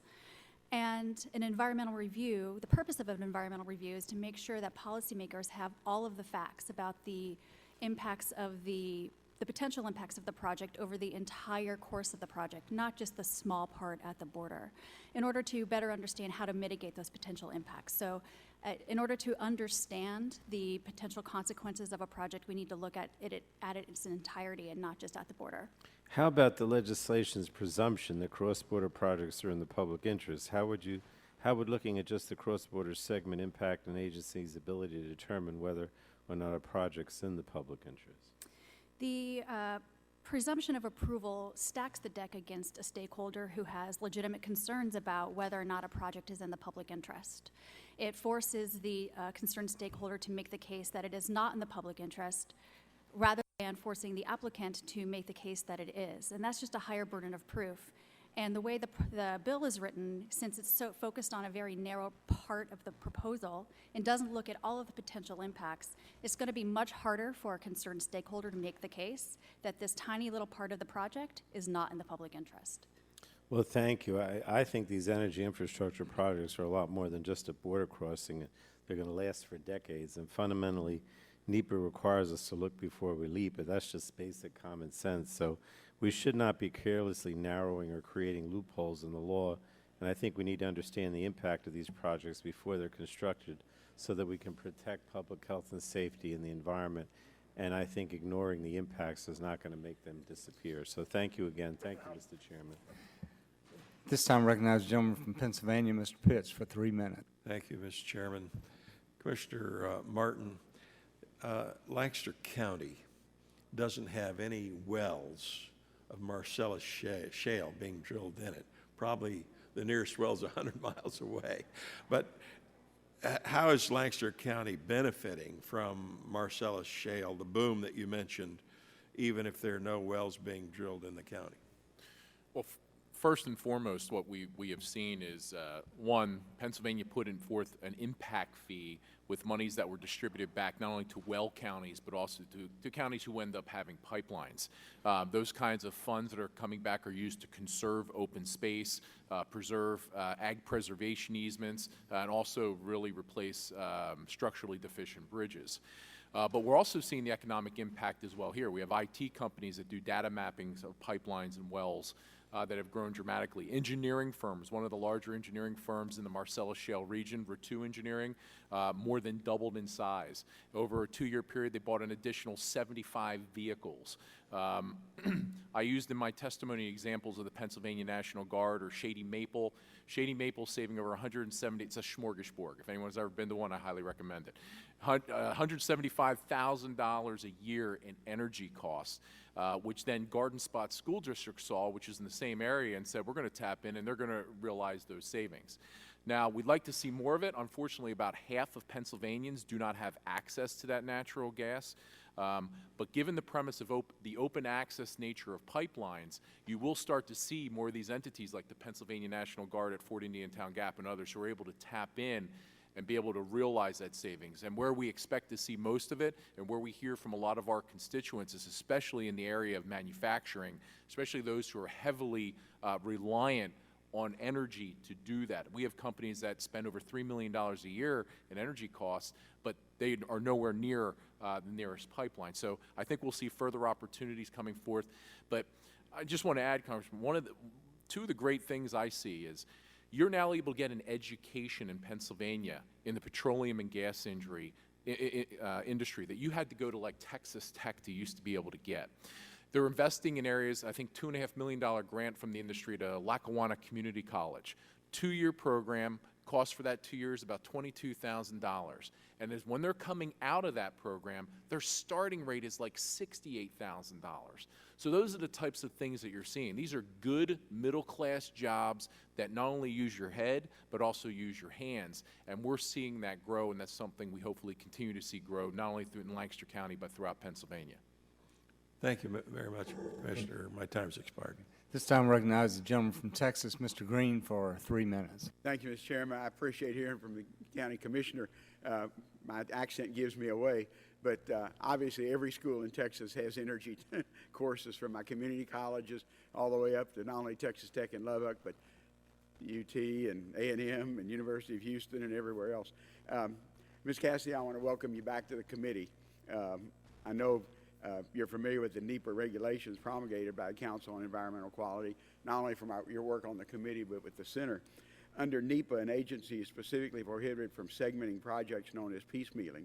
The Code of Federal Regulations states proposals or parts of proposals which are related to each other closely enough to be in effect a single course of action are evaluated.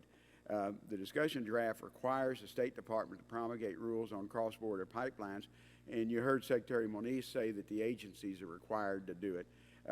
Ms. Cassidy, wouldn't the federal agency in charge of the environmental review be charged with the NEPA review that satisfies these CEQ regulations and looking at the whole project?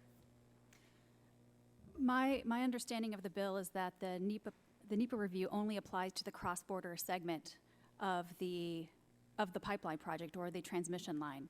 And so the federal approval only applies to that portion as well. Therefore, NEPA would only apply to that portion. There would be state-by-state reviews if it was passing through a state.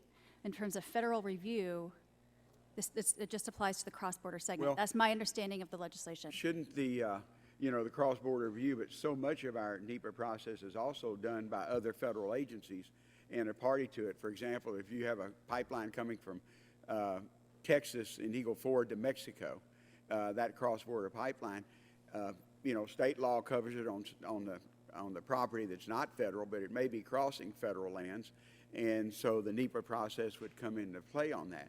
But granted, the cross-border, which is international, of course, is taxpayers, we own that, our part of the border, then they would do it. But you don't think the bill calls for them to look at the whole project? And it may not be one agency doing it, but there will be other agencies doing a NEPA process on what they're required to do in that pipeline, from whether it be at Eagle Ford, of course, into Mexico.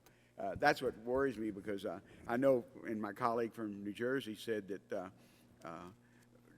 the NEPA process is not covered.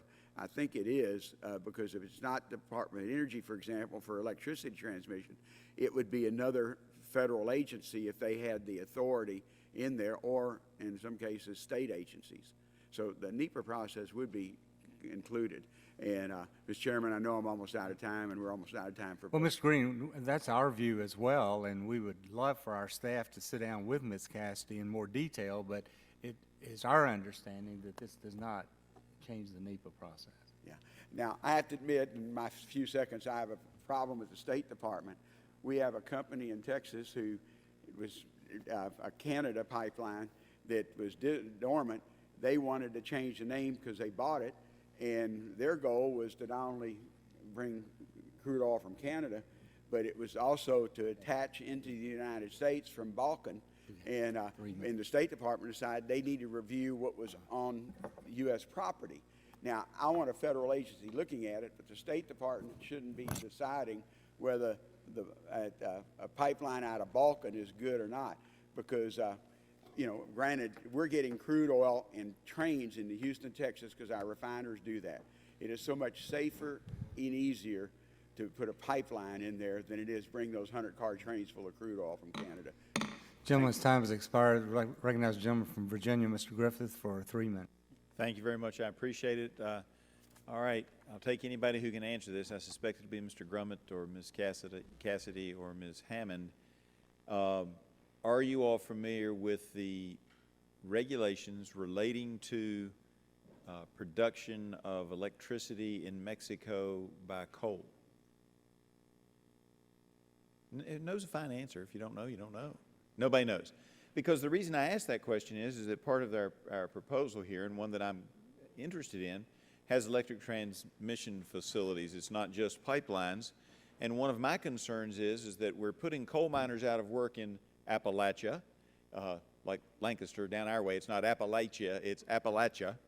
And we're putting coal miners out of work in Appalachia, but if we allow electric transmission lines to cross over from Mexico using not as good a coal, with not as good a process, in not as clean a plants, what gain have we made environmentally? And I think this is a case where, while Ms. Cassidy and I are not going to agree on much, we might actually agree on that ought to be a concern. Mr. Grummett, do you have any thoughts on that at all?